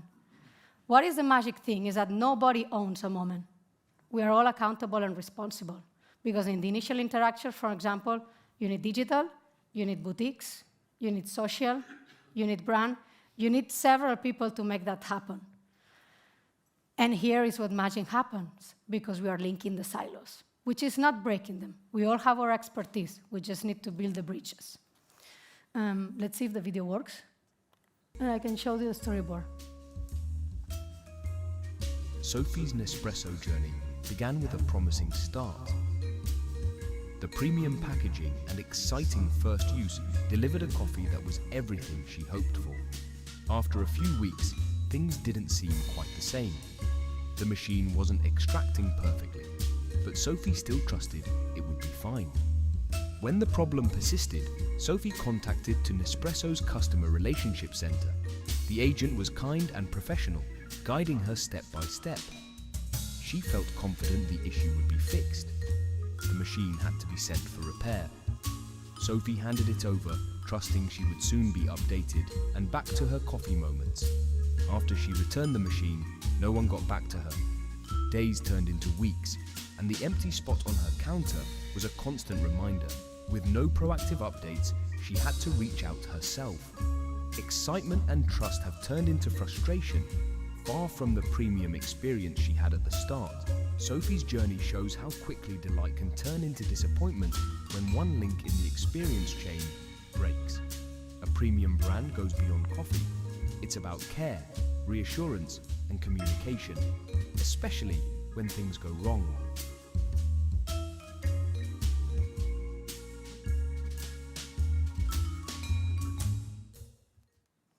So, in one of the workshops, someone said about the video, when my machine is broke, I am not just losing coffee. I am losing my ritual, and we all shift our mindsets because we are not fixing a machine. We are restoring your morning ritual, which is a totally different thing. So, to design a moment, research, emotional clusters, and co-creation workshop. The transformation from a framework to a culture. In the digital experience today, and there will be new things happening in the coming years in Espresso, every pixel today is attached to a feeling. On the customer care, that we start this project thanks to this moment that matter, we are adding the feeling, not just features, and we are also embedding the technology to make that happen. Because when the moment that matter stop being a tool and it's become a mindset, then it's when, again, magic happens, because we are all united toward the same goals. Reflection on what we have learned. We have learned so many things. The first is that together, we achieve more than alone. That together, we create a unified experience. Our customers and our product is expensive for coffee, is good quality, expect to have the same experience all over from bean to cup. They don't matter about our charts. They don't matter if I'm digital or your operations. What they want is a coffee. And I'm sure you all know, or maybe you have said, don't talk to me before my coffee. That's super important. Or imagine in a company of 100 employees and you don't have the coffee in the morning. How many emails as a CEO you receive? So that's the worst day ever. So we need to actually make that happen, because those moments when you're socializing with your colleague actually boost your productivity. It makes you happy to come to work. And if you don't have your coffee, what are you going to do? You probably don't have the post and you don't talk to your colleagues. So it's a lot of journeys happening inside that moment. And metrics today are following meaning. We start to measure how people feel. It's not only about CSAT and NPS. It's how do you feel? You feel disappointed, sad, welcome? Do you feel that you belong? And this is happening because we stopped designing for funnels and we design for feelings. Now, let's pause. So, what is a moment that matters for you? You all have a moment? Maybe it's a coffee share. It's a word of care from a colleague. At the end, our impact is not measured for what we build or what we deliver. This is not dashboards. I'm sorry here, or we are data people, but it's about the memories that we create, because then people remember if they have a positive impact on us. And Nespresso, we do believe, and I reinforce that because we are also a coffee company, but a design company. The boutiques are stunning, the machines are beautiful, even the capsules, the packaging, everything is well curated. And on the digital experience, we were like a bit transactional, as I said. So that when you actually believe that design is just what people see, it's about what they feel. Because meaning is one of the most powerful metrics that you have. And young generations look for this click.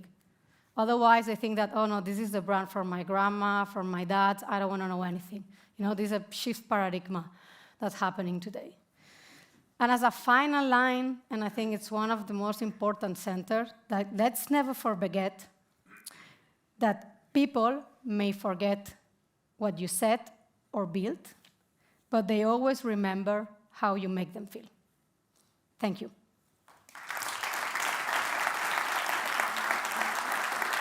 Yeah. Thank you, Georgina. You're welcome. Another super great story is condensed in 15 minutes, right? So many learnings. First of all, from Andreas, zoom out of the industry. Let's find inspiration from the good ideas.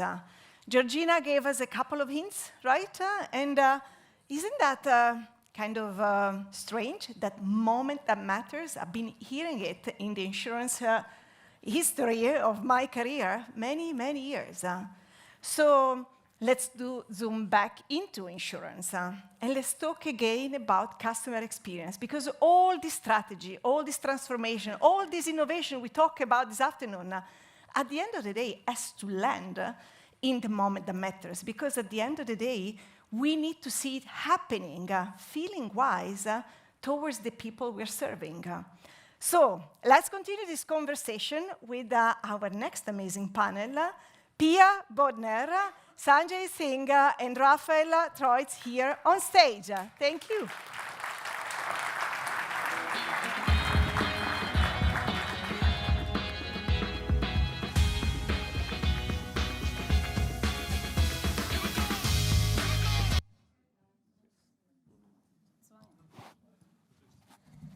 I'm just going to get the chairs ahead, just a moment.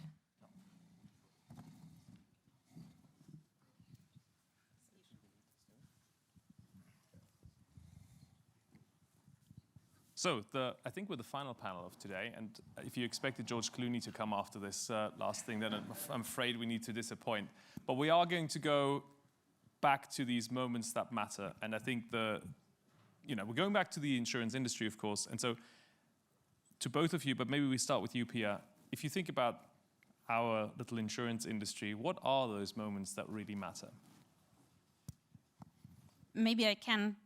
I think I need to start with what we are actually doing at Allianz Partners to describe what customer moments are that truly matter. Because even if I speak to colleagues from Allianz, I would say like 50% of people at Allianz Group do not know what Allianz Partners is. And I talked to a few people today, and I felt like, everybody has a big question mark when I say I work for Allianz Partners. So what are we doing? We are the B2B2C service company of Allianz, meaning we combine both insurance but also assistance. So like historically, we used to be an assistance company. In a nutshell, we do travel insurance and we do medical and technical assistance. And I think especially in this assistance part, you can really find moments that really matter to people. And I think one example is we have customers, travel insured customers. Imagine an elderly couple from Switzerland traveling abroad, maybe even to another continent. And you have a lot of those, I can tell you. Like it's a group of people that really loves to travel, is super is wealthy, can afford it, but of course is more likely to face health issues than abroad. When they are abroad, face health issues, they in the end don't know the language, they don't know how to navigate the healthcare system in the respective country, and that's the moment when they call us. And when our colleagues here in Switzerland take the call, and then they start to coordinate with all the other colleagues that we have globally in other countries, and they start to navigate the customer into the right hospitals.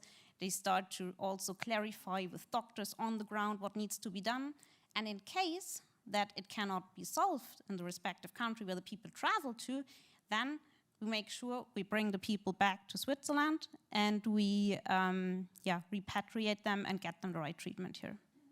Fantastic, thank you. Sanjay, given we already started talking about health, maybe you want to just build on that and maybe also say hello. Hello, everyone. It's a great pleasure for me to be here as a representative from a leading Swiss health insurance company. And we are getting 25 million claims a year. And if we will have a high customer satisfaction rate, we have to check these bills as fast as possible without any problems and pay the money back soon. But the moments which really matters for our customers are moments when you are in the worst situation of your life. And Pia mentioned such a situation abroad, and this is one you do a really good job, Allianz Assistant. That is also the reason why we work with you. We are the insurance company for Swiss customers, but the assistance is done by Allianz. But another example, if you have a stroke, you're in the hospital will release you once a day, and then what are you doing? You have a lot of problems. Maybe you need rehabilitation. You have to check what is paid by which insurance. How can I go back to work? Do I need a care assistant at home? In this moment, our care management will go to this patient and give him a full advice about which health services are available, as well as what is paid by which insurance coverage. Fantastic. So 25 million claims, that's a lot of people, that's a lot of potential for human touch for those special moments. If we think, I think we've not really talked about cost much today, so I'm just going to go there for a second, right? So if you think about human touch at scale, in a more cost-competitive world that we increasingly face, how do you bring back that human touch? Yeah, this really a huge challenge. You mentioned this 25 million bills or claims. These are mostly done automatic by our machine. We implemented a lot of machine learning models to check them. We have a very good relationship with physicians and hospitals, so we got these claims in standardized data. But now it's the question, how can we bring the human factor back to our clients? And it's very easy. I don't know. It's a challenge, but it's easier to bring it back in such moment of truth if someone has a serious illness. But we have to bring it also back to all other clients. And now we are getting to implement health advice, health services for younger people, middle-aged people, and older people, so that we are we accompany our customers through their whole life with information about health, with advice, but also with assistance such as health programs. How can I improve my nutrition? How can I sleep better? How can I handle depressions and other such programs? You know, if you ask me, I don't think that the human touch is gone yet. And that's like for the better and the worse. I think we as an industry, we tried to eliminate the human touch with, you know, all these efficiency measures. I don't even think we were fully successful yet. And I have to say, I don't know where the colleague is sitting, but I'm very jealous when I heard that Zurich Insurance is now fully automizing their travel claims. We're not there yet.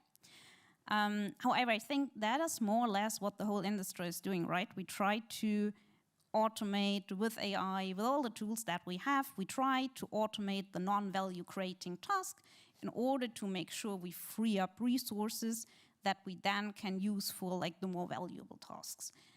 Saying that, maybe it's claims, maybe it is customer service, especially because I think with all, you know, like AI can do a lot these days.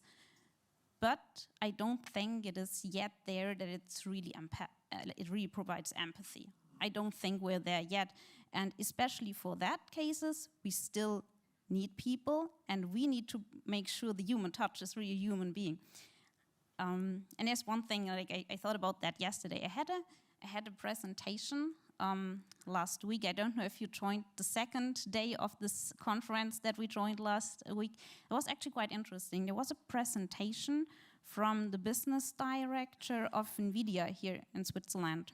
And he, was a group of like management people and insurance. Like we pretend to understand an AI, actually we don't. So he kind of like explained it for dummies. And then you saw a journey, and he said, you have Gen AI, then you have Agentic AI, and they predict that within the next 5 to 10 years, we will go to physical AI, meaning that we will really create kind of, like robots that we need to integrate in our everyday life. And I know it's all future, but then the question is then maybe the touch, maybe it's not so much the human touch, but the physical touch that matters? if I can add something, that's a very good point. And this empathy is something really important. And our clients, they see in the online world and they check the offers or the premiums, but if they are really interested, they want an advice by a human about the insurance policy, and they go to our agency to get a human advice that they understand the insurance product as well as got trust to this employee. So I'm going to go off script a little bit here. The picture you've painted, you could almost take to an extreme where we end up in a scenario where the humans are very much there, but they're just reading out what AI, Gen AI, Agentic AI is producing for them to recreate that human touch. So with maybe that utopia in mind, we had Nirvana earlier, so we're going to need to keep it up here. With that in mind, where do you think that next frontier of customer experience and moments that matter can take us in our somewhat sleepy industry of insurance?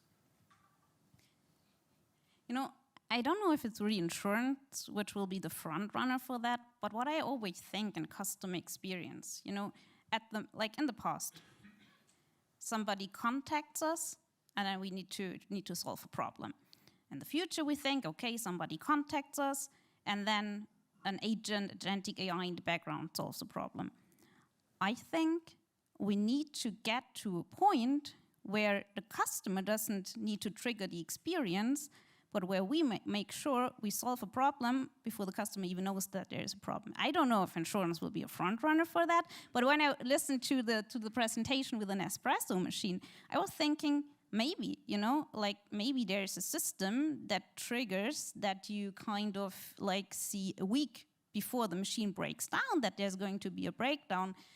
Nespresso, not the company, Nespresso reaches out to you, picks the machine up, gives you something for 2 weeks, repairs it, brings it back. You never had a problem, right? And maybe that can be transferred to insurance as well. I would like to look at 3 areas. The first area is, I say them, what we do in our whole company or in our machine to check all these bills. And we need AI, we need it, and it's in favor of our customer to check all these bills. We got claims around 8 billion Swiss francs a year, and we reject 1 billion. So because it's not insured, or there are tariffs which are not wrong. It's not the customer, but it's also the hospitals and the physicians. Then the second area is what we do in the contact with the client. So AI can help us to know more about his desire, about his needs, and helps our sales employee or our claims manager to give better advice, to talk better to this customer. So really challenges, how can our staff work together with AI and the machine? And now the third step, what we will do next is to make predicting health, to help our customer predict with prediction, to give them advice, what could be better for his health, but maybe change pharmaceutical, maybe go for a preventive analysis, or you need a treatment. Fantastic. We can't really see you all because it's very bright in our eyes, but if you were to see the audience, you'd see all these bright startups in the audience. And if you were to have a wish in terms of customer experience, where you say, help us with this, where would you go with your wishes? I think we need help in putting the customer first anyway, right? I think we always, and probably all the insurance companies have these nice strategy presentations, and we say it's always customer first. So, but we do not really live it. Like, let's be honest, we try to, but we don't. And I think what we could use from the audience, I mean, I would say insurtechs are part of our industry, but they are also not fully part of the industry. They are also part of another industry, tech industry. And I think they can help us to seriously put customers first and really create customer value instead of only always trying to gain efficiencies. And I think by doing so, we have actually a chance to also use the technologies better and eventually create more value for the company as well, right? So my wish would be like, help us with that, but then also make sure we have something easy, simple, that solves both a business and a customer problem, and that is not, maybe it's not the shiny things, but something that really solves an issue and it's easy to use with like all the legacy that we unfortunately have everywhere. My wish, help us and our customers to age in a better health. And this is very simple to say, but it's a huge challenge. It's a huge challenge in several dimensions. The first one is to get access to the people, that we really find people or they are motivated to look for, take care for their health. The second challenge is the highly regulated market in Switzerland. We have to, you have to understand how this market works, what are the rules, what are the laws, and when you do that, then you can find the free space. So understand the market and find the free space. And the third thing is very important, that you find solution to, find a solution to age by better health, find a free space, and find a solution which connects insurance, patients or customers, and healthcare providers. Wonderful. Thank you very much, both. It's been a great pleasure. And I think we hand back to Silvia, no?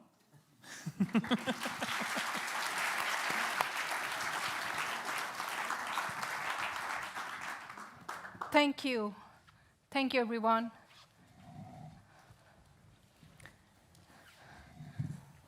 And these two last sessions, I must say, were very exciting.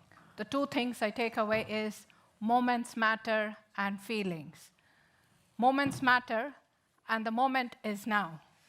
So I hope we are building an experience for you all, which you will keep in mind. Feelings, we all know it's technology, and feelings, we just heard, doesn't go hand in hand all the time. But there are opportunities to make that happen. And we'll see some of our startups in our next session to how that can be built. So now is the time we move on to our next 5 finalists to present their insurtechs. And for the startups, just a warning, we have a new timekeeping machine here, which is a cup and a spoon. So if you hear a sound that goes ding, ding, ding, that means your time is over. Don't rely on this machine anymore.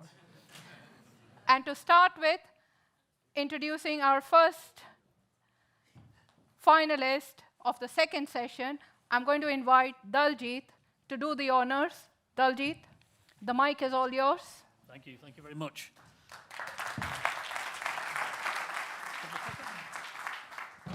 Oh, sorry, this was you. That's me, yeah. Okay, so cyber risk quantification is becoming more and more important to organizations of all sizes. Whether you're an SME, mid-size, or large corporation, the threats are becoming more and more excessive, and obviously more and more severity and frequency as well. But why should we be interested in this? So for any organization, you have to be able to have a starting place, okay? So either whether you are convincing the owner or a corporate board, you have to understand what is your security posture to be able to then set capital to actually invest into that. The importance here is as organizations grow, we need to make sure that we as insurers are addressing their needs, okay? So it's not just the quantification that's important, it's also being proactive. So proactive services such as continuous scanning, as well as kind of threat intelligence to address their risks. So let me introduce mon ami, Maxime Cartin, to the stage, who's going to introduce his startup, Citolid.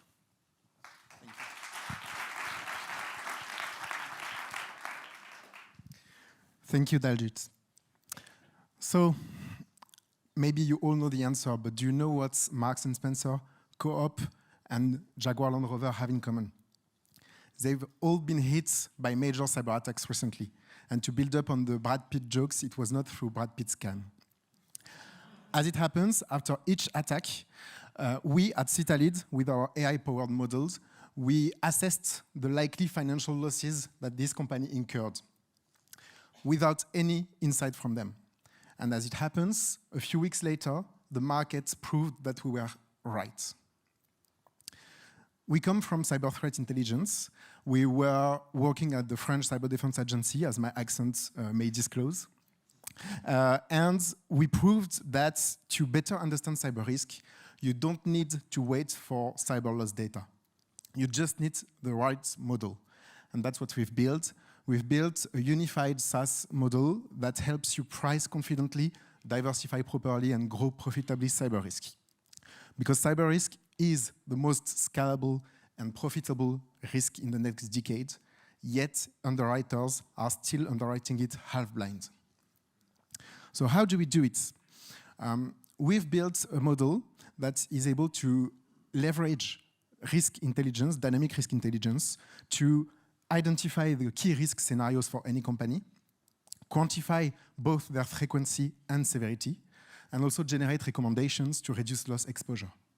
And basically, it's the cyber insurance layer that covers the whole life cycle. Risk selection and awareness, we're able to instantly benchmark any company through external signals and sector-wide data.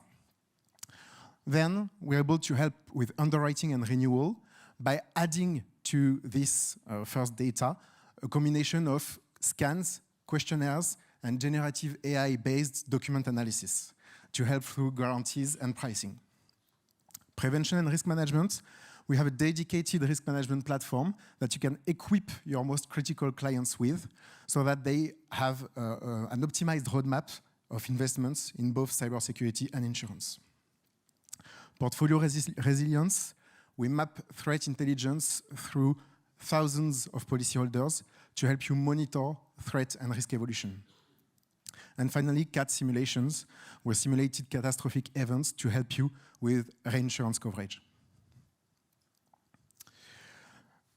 Our customers don't just buy a tool, they buy trust. So we've been able to create the most transparent tool on the market thanks to explainable AI, a unified model that goes through individual underwriting all the way up to reinsurance coverage, and also a dedicated roadmap that we co-build with insurers and brokers.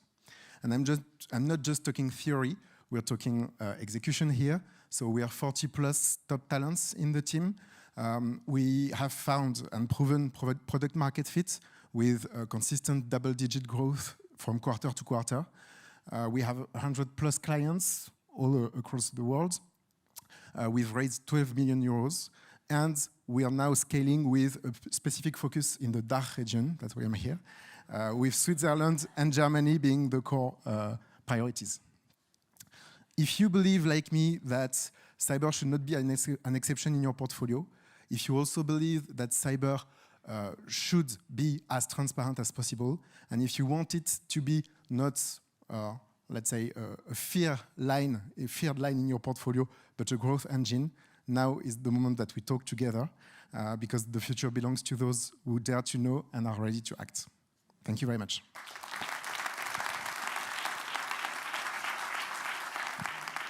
Maxime, thank you. That was wonderful. Thank you. You can leave the mic. I just realized I don't actually need a mic. I'm so used to holding the mic that I forget that you're wired. And I now forgot what I was supposed to ask you. It'll come to me. That's the age. We all know that. All the people sitting here knows that. It's the age. No, that's now. Maybe about Brad Pitt. Or your French charm could be one of those. Cyber risk has been the most complicated for insurance in all this while. I've worked on the cyber insurance proposition quite a few years ago, and I know how difficult it is to underwrite cyber risk. With the cyber risk changing so fast, and with no historical data or past data, how do you actually ensure that your models are reliable? Yeah, so you're completely right. That's the most difficult part with cyber risk. So the path we have chosen is to go through a system that we call Bayesian network, for those who know that. It's not only an actuarial method, it's a way to combine both historical data at hand, when we have, even though the life cycle is quite quick and it's quickly obsolete, but we combine this data with expert knowledge that we've embedded during the years with the cyber community and the insurance community. So it's a combination of both, and the goal of this explainable AI is to find for each and every case the right balance between relying on the past data and relying more on the expert models. So that's how it works, and it allows also for what-if simulations. Like, what happens if you invest in a specific cybersecurity solution? How does it reduce your risk exposure? Great. Thank you so much. Thank you. Thank you, Maxime. And now for the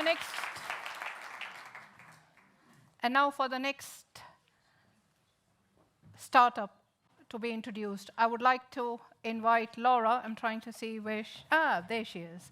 Laura to introduce the next startup. And you can have the mic. Thank you. I think you need to click one more time. That's okay. Good evening, everybody. It is a great pleasure to be here tonight and to introduce the next finalist, the next startup to you. It is LedgerTech. LedgerTech is a company that is leading the transformation from legacy systems to a true AI-powered core. Why? This is obvious: to increase speed, agility, and to enhance innovation for the insurance backbones. How? Let's hear directly from the founder and CEO, Eran, how the solution is working. Please welcome Eran on stage.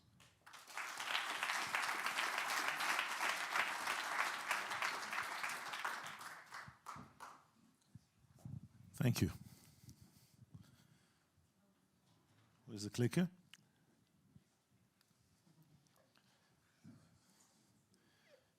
Thank you. Hi, good evening. I'm Eran, founder and CEO of LedgerTech. And I'd like you to think about how insurance should look in the next 50 years. Because the type of core platforms we're using at the moment, most insurance companies are using, are 30, 35 years old. Legacy platforms, written in COBOL, running on mainframe. The more modern ones are 20 or 25 years old, which are kind of modern legacy. They're written in Java, but they're still legacy. Most of them were invented before the internet, definitely before the mobile, and long before the AI. And the main issue with these platforms is that they prevent innovation.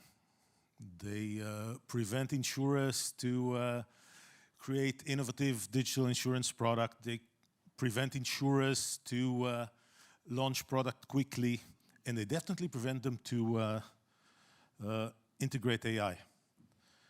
Now, we all known that for the past 15, 20 years maybe, but there was no compelling reason to make the change, because doing a digital transformation is something that's perceived to be risky, expensive, long, and with high rates of failure.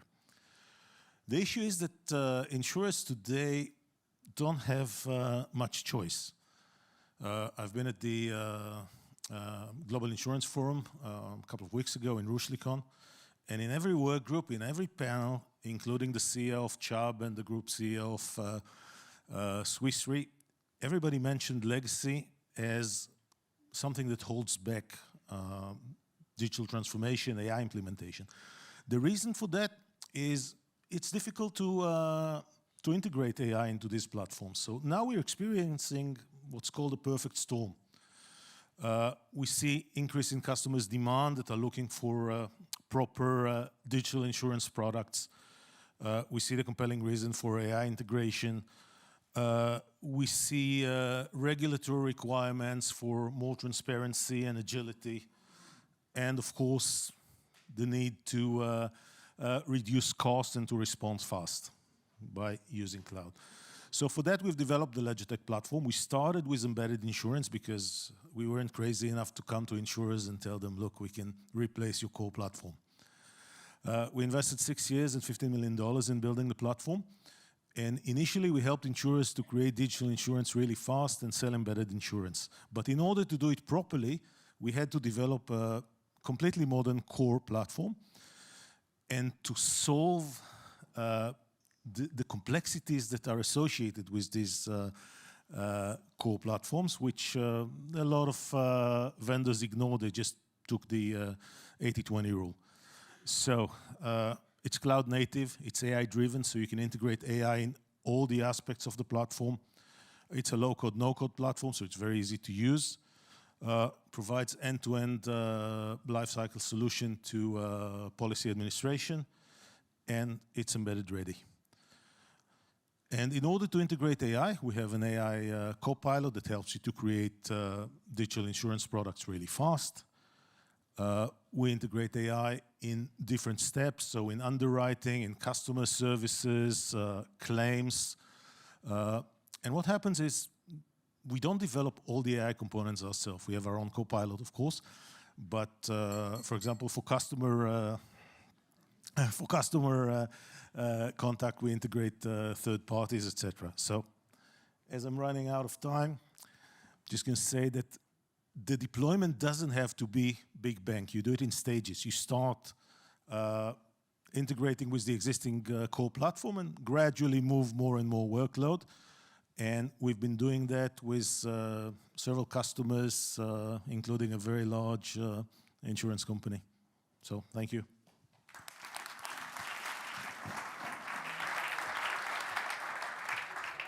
Thank you, Aaron. It's perfectly fine. Now that you've come back, I have to ask you a question. All right. It sounds like LedgerTech is making legacy go out at AI speed. That's how I like to call it. So one question, nothing to do with the technology and things, but how do the insurers or the large corporates react when you tell them that you're taking their legacy out? Well, I don't want to scare them. So normally we start with talking about embedded insurance and how they create digital insurance products really fast. And we do really cool products like micro insurance for parking to insure the belongings in your car, embedded travel insurance, technology-based device protection. And as they see the advantages of the platform, they start to move more and more workload into it. And then it becomes interesting. Now, the first proper transformation we did was with Phoenix Insurance, the largest insurance company in Israel, $150 billion in assets. And we came with the embedded insurance speech. And they looked at us and said, look, guys, if you can do half of what you're telling us that you can do, then we have a much bigger thing for you to do. We'd like you to build Next Insurance on your platform. So we pretty much built the Next Insurance in 3 weeks, and we took it from there. Great. Thank you. Thank you, Aaron. Thank you so much. Now, for introducing the next startup, I would like to invite Maria on stage. This is the time when the clicker has worked perfectly.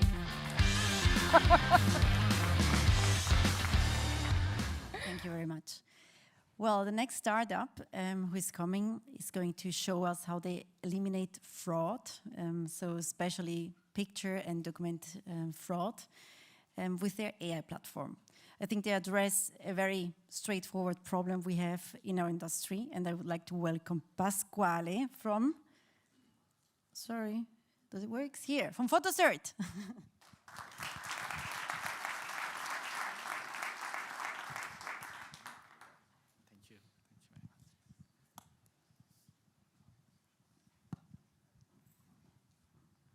I always like to start with this picture from the past, because the past helps to understand the future.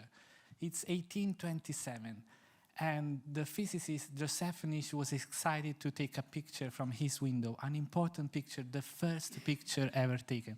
And shortly after these inventions, phrases like "a picture never lies" started to be used, but they didn't forecast Photoshop, deepfakes, documents forgery, and most recently, generative AI.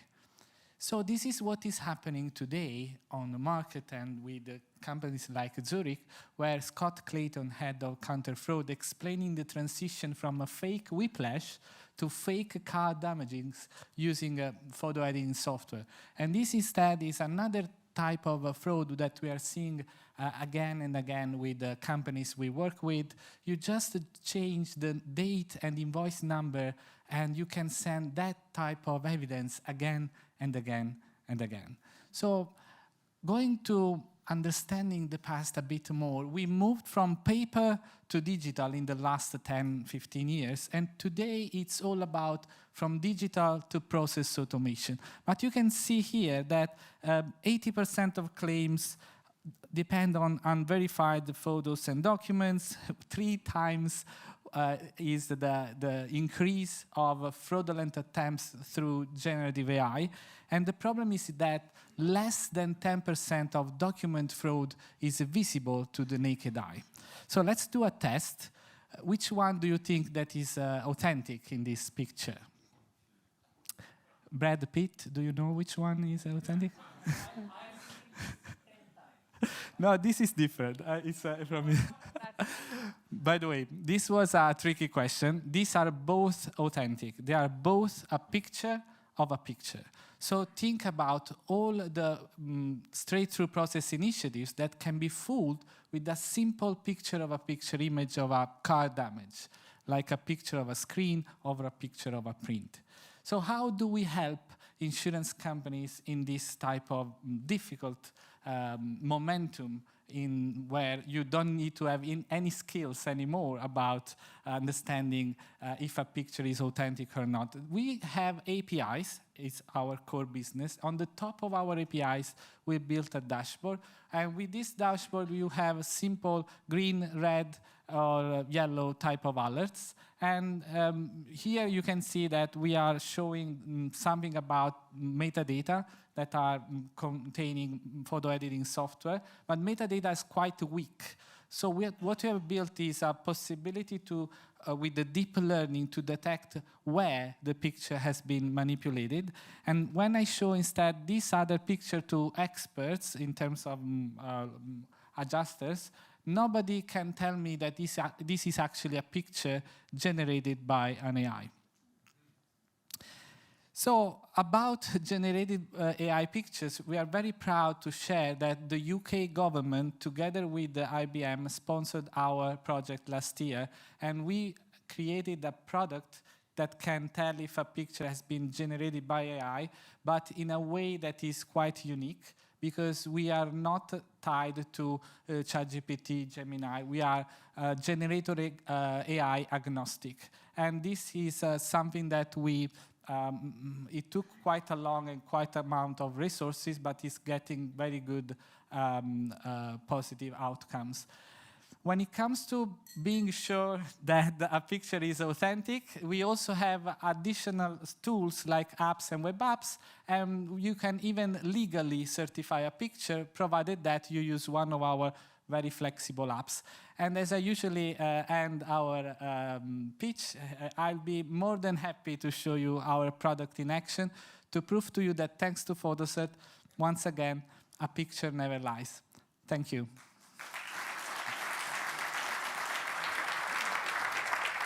Thank you, Pasquale. I do have a question. Maria just mentioned that this is a very relevant case in insurance, and we all kind of probably can relate to that, that fraud is one of the biggest issues when it comes to insurance. The question I have is Your product is amazing. Can it be used anywhere else? Yes, it can be used in many other verticals. Everywhere where you want to be sure that what you see is what you get. And as I was telling the judges before, it's not about dating apps, but what we can actually definitely focus on is financial institutions, and we are already partnering with other companies, especially for large insurance companies. We also have an integration with the Guidewire, Duck Creek, and we also have other partners where our product combined with their product creates a better product, focusing on insurance and other financial institutions. Great. Thank you. Thank you. Thank you.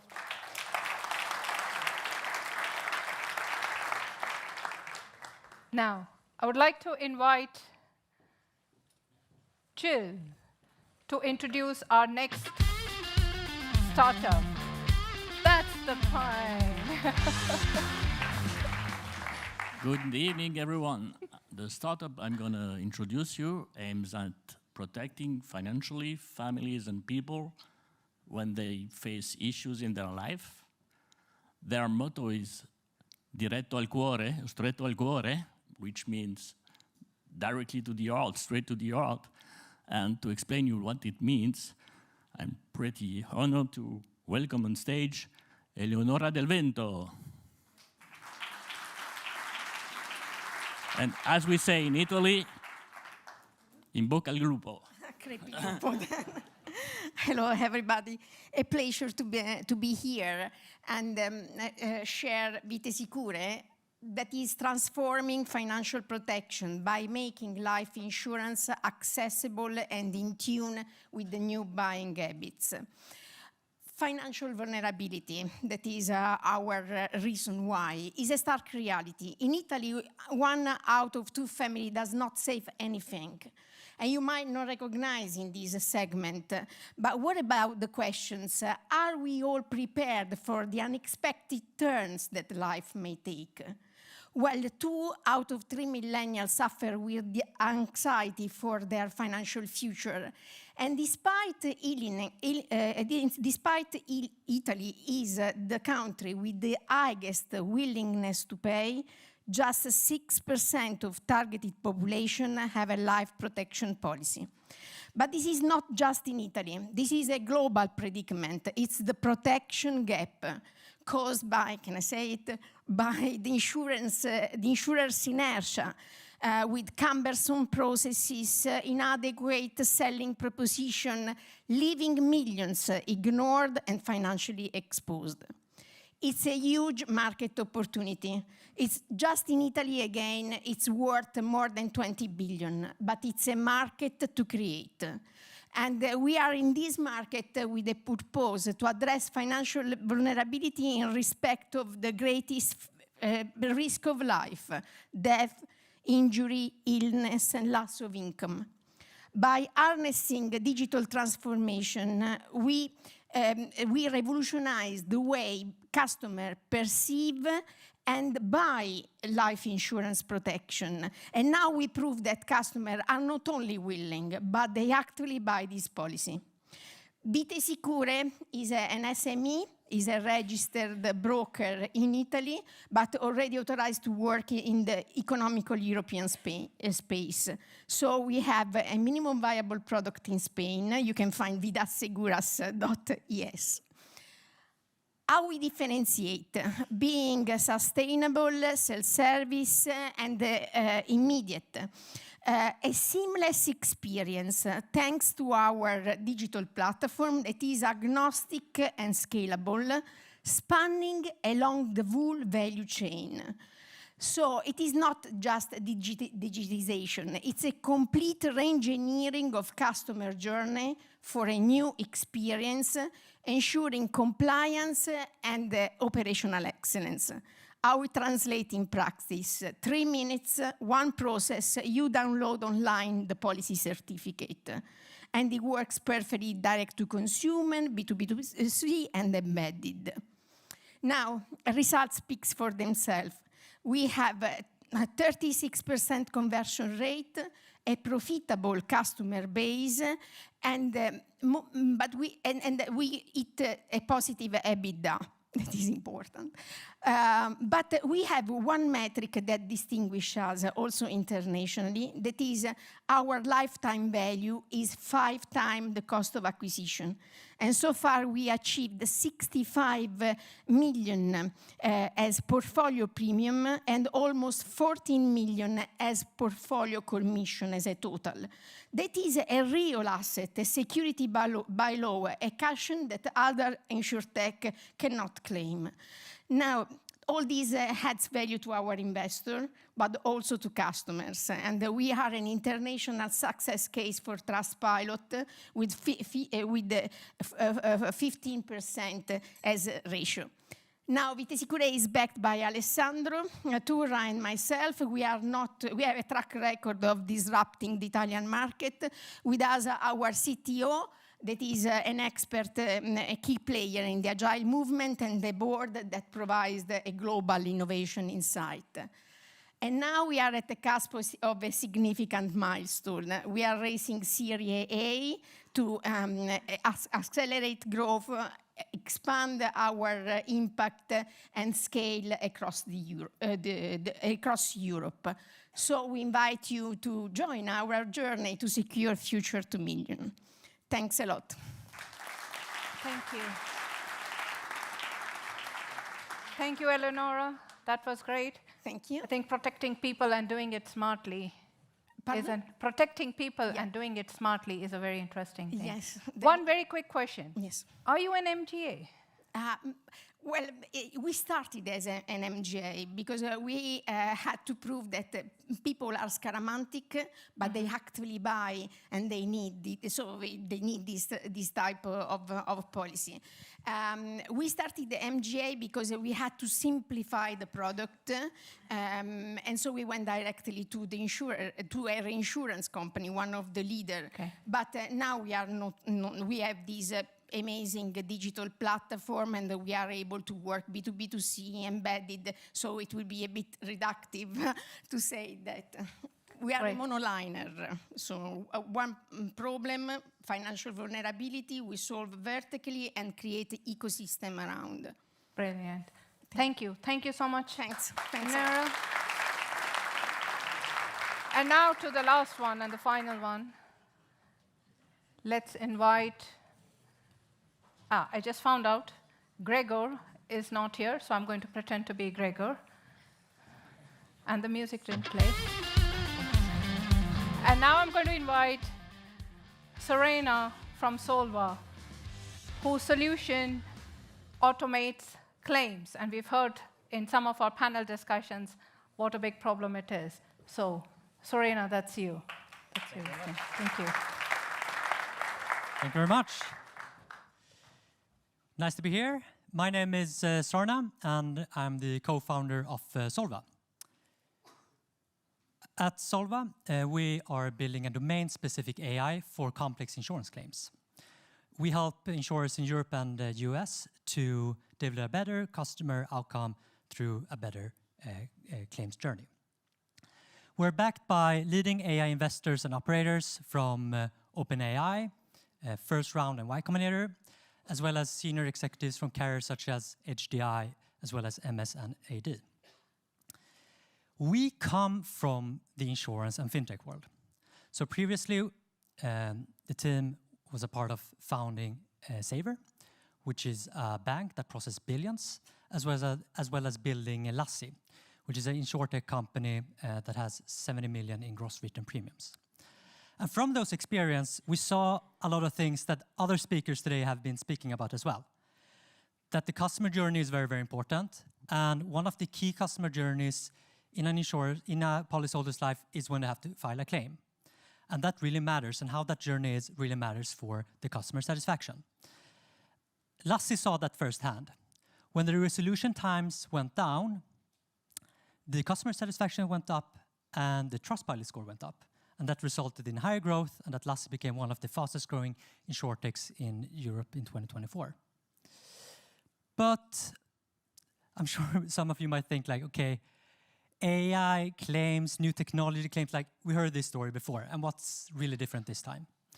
So historically in the industry, what we have been building has been rule-based engines. So they automate easier claims, which sometimes works fine. But then when you try to do the more complex ones, that's when you see that the loss ratio goes off the roof. Then it doesn't work any longer. And then it means that that static way of doing claims adjudication isn't the perfect way for the more complex ones. At Solva, we're trying to change that, or we're changing that through building a reasoning model around the claims. And in essence, what we do is that we give superpowers to the adjusters. So with our model, we read in documents of thousands of pages sometimes, the policy document, invoices, and we help the adjuster understand straight away what are the kind of the exclusions that they sometimes might miss. What are the things that they should ask for? Are there any missing documentation that they should ask for before they make the adjudication? But for us, it's not just about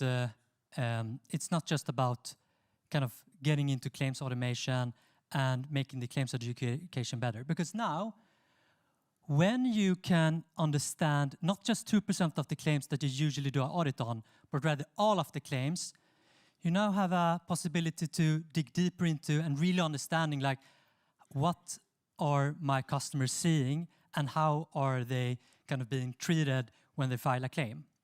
So this is as much a solution for the adjusters as it is for the senior management to really understand what's going on under the hood at the companies. Are there any policies where they're losing extra money on? Are there any parts of the process that they need to make better? So what we're trying to do is both giving a tool to the claims adjusters, but also to the senior team so that they can take better and more informed decisions. Thank you very much. Thank you. Thank you, Serena. I do have a question for you. Of course. Every time I ask ChatGPT, I get a different answer. Yes. So I don't want to sound very technical here, but how do you deal with hallucinations? Yeah, that's a great question, and that's something we spend a lot of time and unfortunately a lot of money on as well. So building in the guardrails has been very important, and there have been two ways of doing that, or two approaches that we have. One approach is that before we give a recommendation, everything is fully source-backed so that the adjuster can see how did we come to the conclusion that we came to. And they can see okay, we did it because of this reason and that reason, which builds a lot of trust into the solution. The second part is that we have a confidence system score. So we run 18 different checks where before we give the recommendation, check if we even should give a recommendation. And that could be that we, for instance, run multiple models on the same task and see, do we come to the same conclusion? If it differs, then we either do not give a recommendation or we flag it for manual review. Perfect. Great. Thank you so much. Thank you. Wow, what a showcase. Thanks to all our finalists. And let's put our hands together for a big round of applause for all the finalists. You came in earlier. And now I have to say a joke. This came to my mind. And now is the moment. We see who takes home the crown jewel. And I don't mean the one from Paris. I just came up with this joke now, so I had to say it. So I thought you wanted to give me the jewel, but that's okay. So eventually, this is the last chapter of today's afternoon. We have heard bold ideas, fresh solution, actually impacting solution. And the small reflection that actually came up to my mind, isn't that amazing, the diversity you even got on stage, from how many nationalities we got represented here on stage to charm you with all these ideas.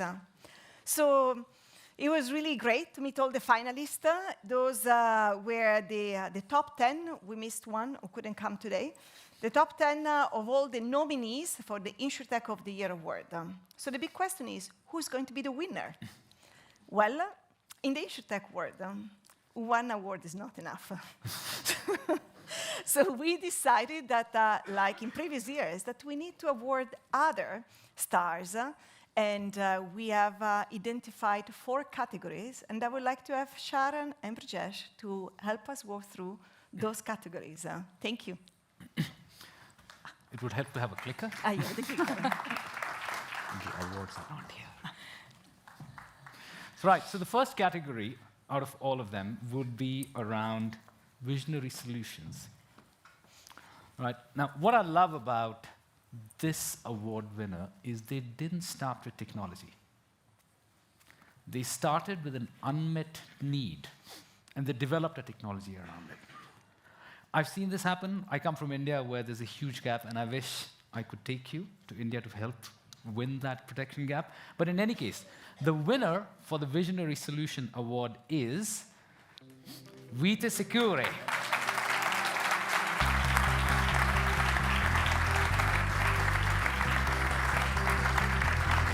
Emozione.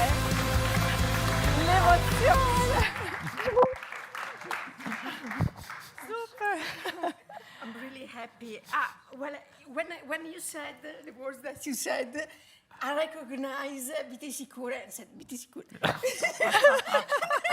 It was, we trained the pronunciation. Now, I have to ask you a question. Yeah, sure. How do you pronounce Vite Sicure? I've had a bet. I've practiced this 15 times. Yeah. So how do you say it? Vite Sicure. Vite Sicure. Congratulations. Thanks a lot. Fantastic. Thank you so much. Let me thank our team and my Alessandro, also, thank Alessandro, you. congrats. Congratulations. Grazie. Thank you so much. Fantastic.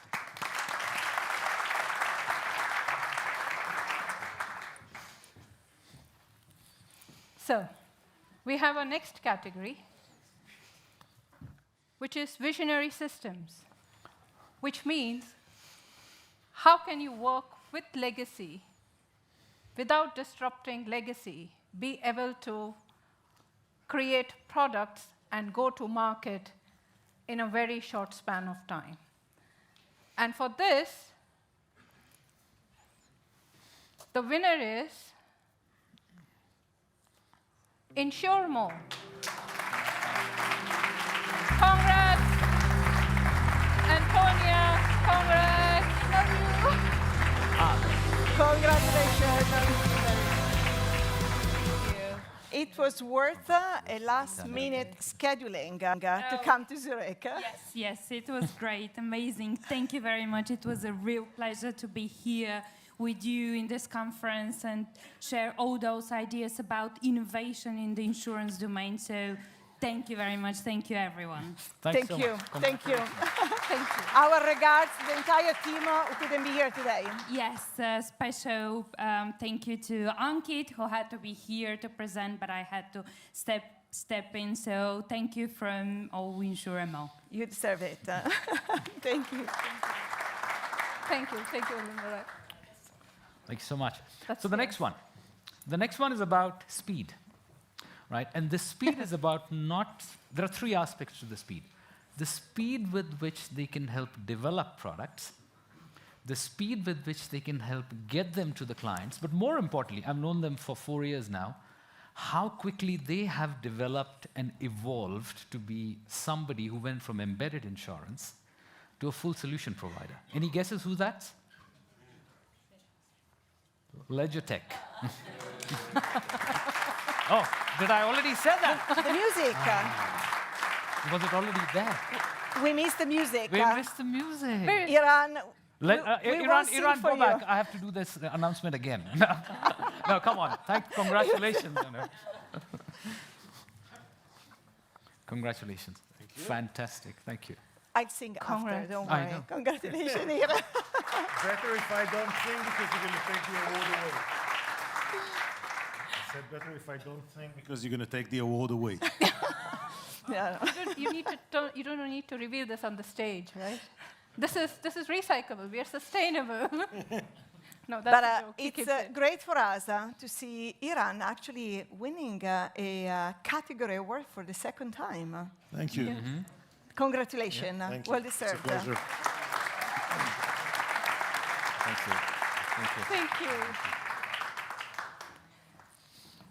So the last category, visionary intelligence.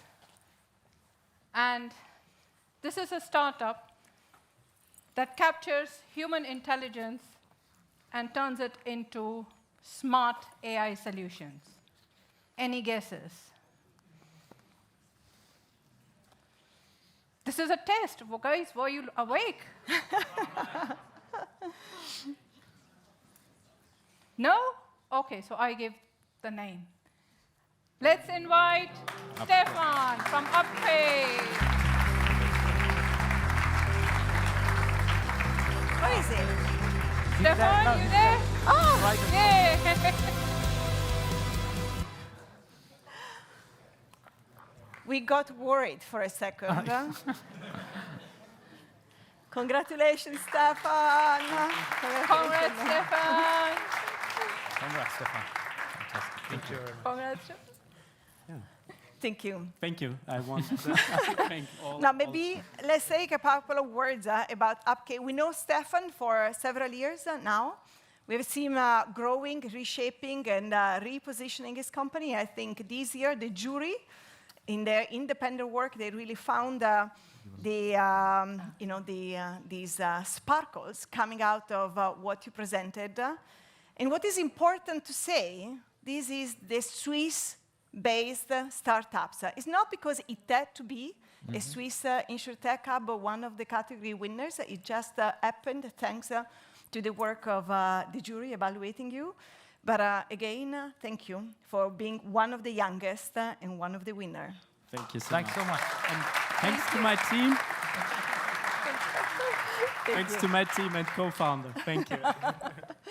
Thanks. So now, to honor the music again.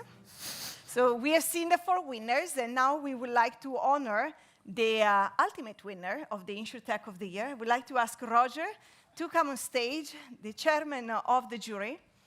Roger, you are a great mentor for us. Your time, your passion, your expertise has been always very, very useful to us.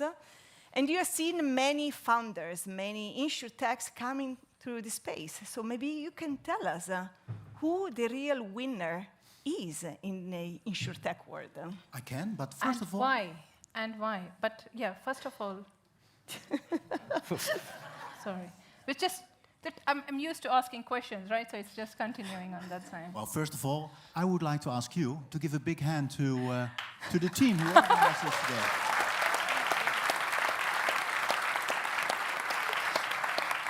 We got a star as a backup for us. Yes. Okay, you would like to know who the winner is? Let me share a story first. This may look as a strange picture, but it is an actual sport, and it's called chess boxing. And 11 rounds, alternate, so 6 rounds of chess, 5 rounds of boxing. And it's the toughest thinking sport against the toughest fighting sport, and that makes it so difficult. You know, like you're standing in the ring, and you just can't think of your last move on the board, because probably, you know, like you won't feel the same if you think too much. Same also if you're sitting at the board, your blood still wants to go to your fists and not to your head. So very difficult to play. It requires 2 talents that are at odds. And that's basically also what I told earlier. You really need to be a master of opposites to play this game.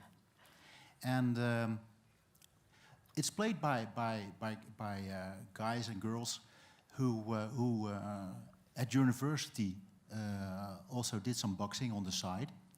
And as a consequence, there's a lot of shame in losing at chess. Of course, when doing boxing, you can always run into the wrong punch. But chess, no, that's something that you'd rather not lose on. So it's the difference between operational and strategy, basically, right? Now, master of opposites, you need to master both. And the winner actually also masters both. That's I think, something that immediately comes to mind. We celebrated 4 winners already. Looking at solutions, Vita Secure really solves an immense problem that we as a society are experiencing, well, the winner is actually also solving such an immense problem. So maybe you already get a hunch. We had advanced systems, right? Well, Insurmo, what they created is something that allows customers to really work at both speeds, master those opposites. The winner basically does the same, right? Now, speed, agility, speed, those are things that, that were mentioned also when we introduced LedgerTech, right? And the nice thing is about the winner is that they also do exactly that. They allow customers to gain speed and have the agility in developments that go so fast in the specific domain that they're working on, the big problem that they were addressing. And then there's intelligence, UpK. They shared how, how their vision on intelligence is and how that also works out in the solutions that they have. It's not only knowing things, but also daring to act. So let me welcome on stage Sitalit, the winner. Oh. Here she is.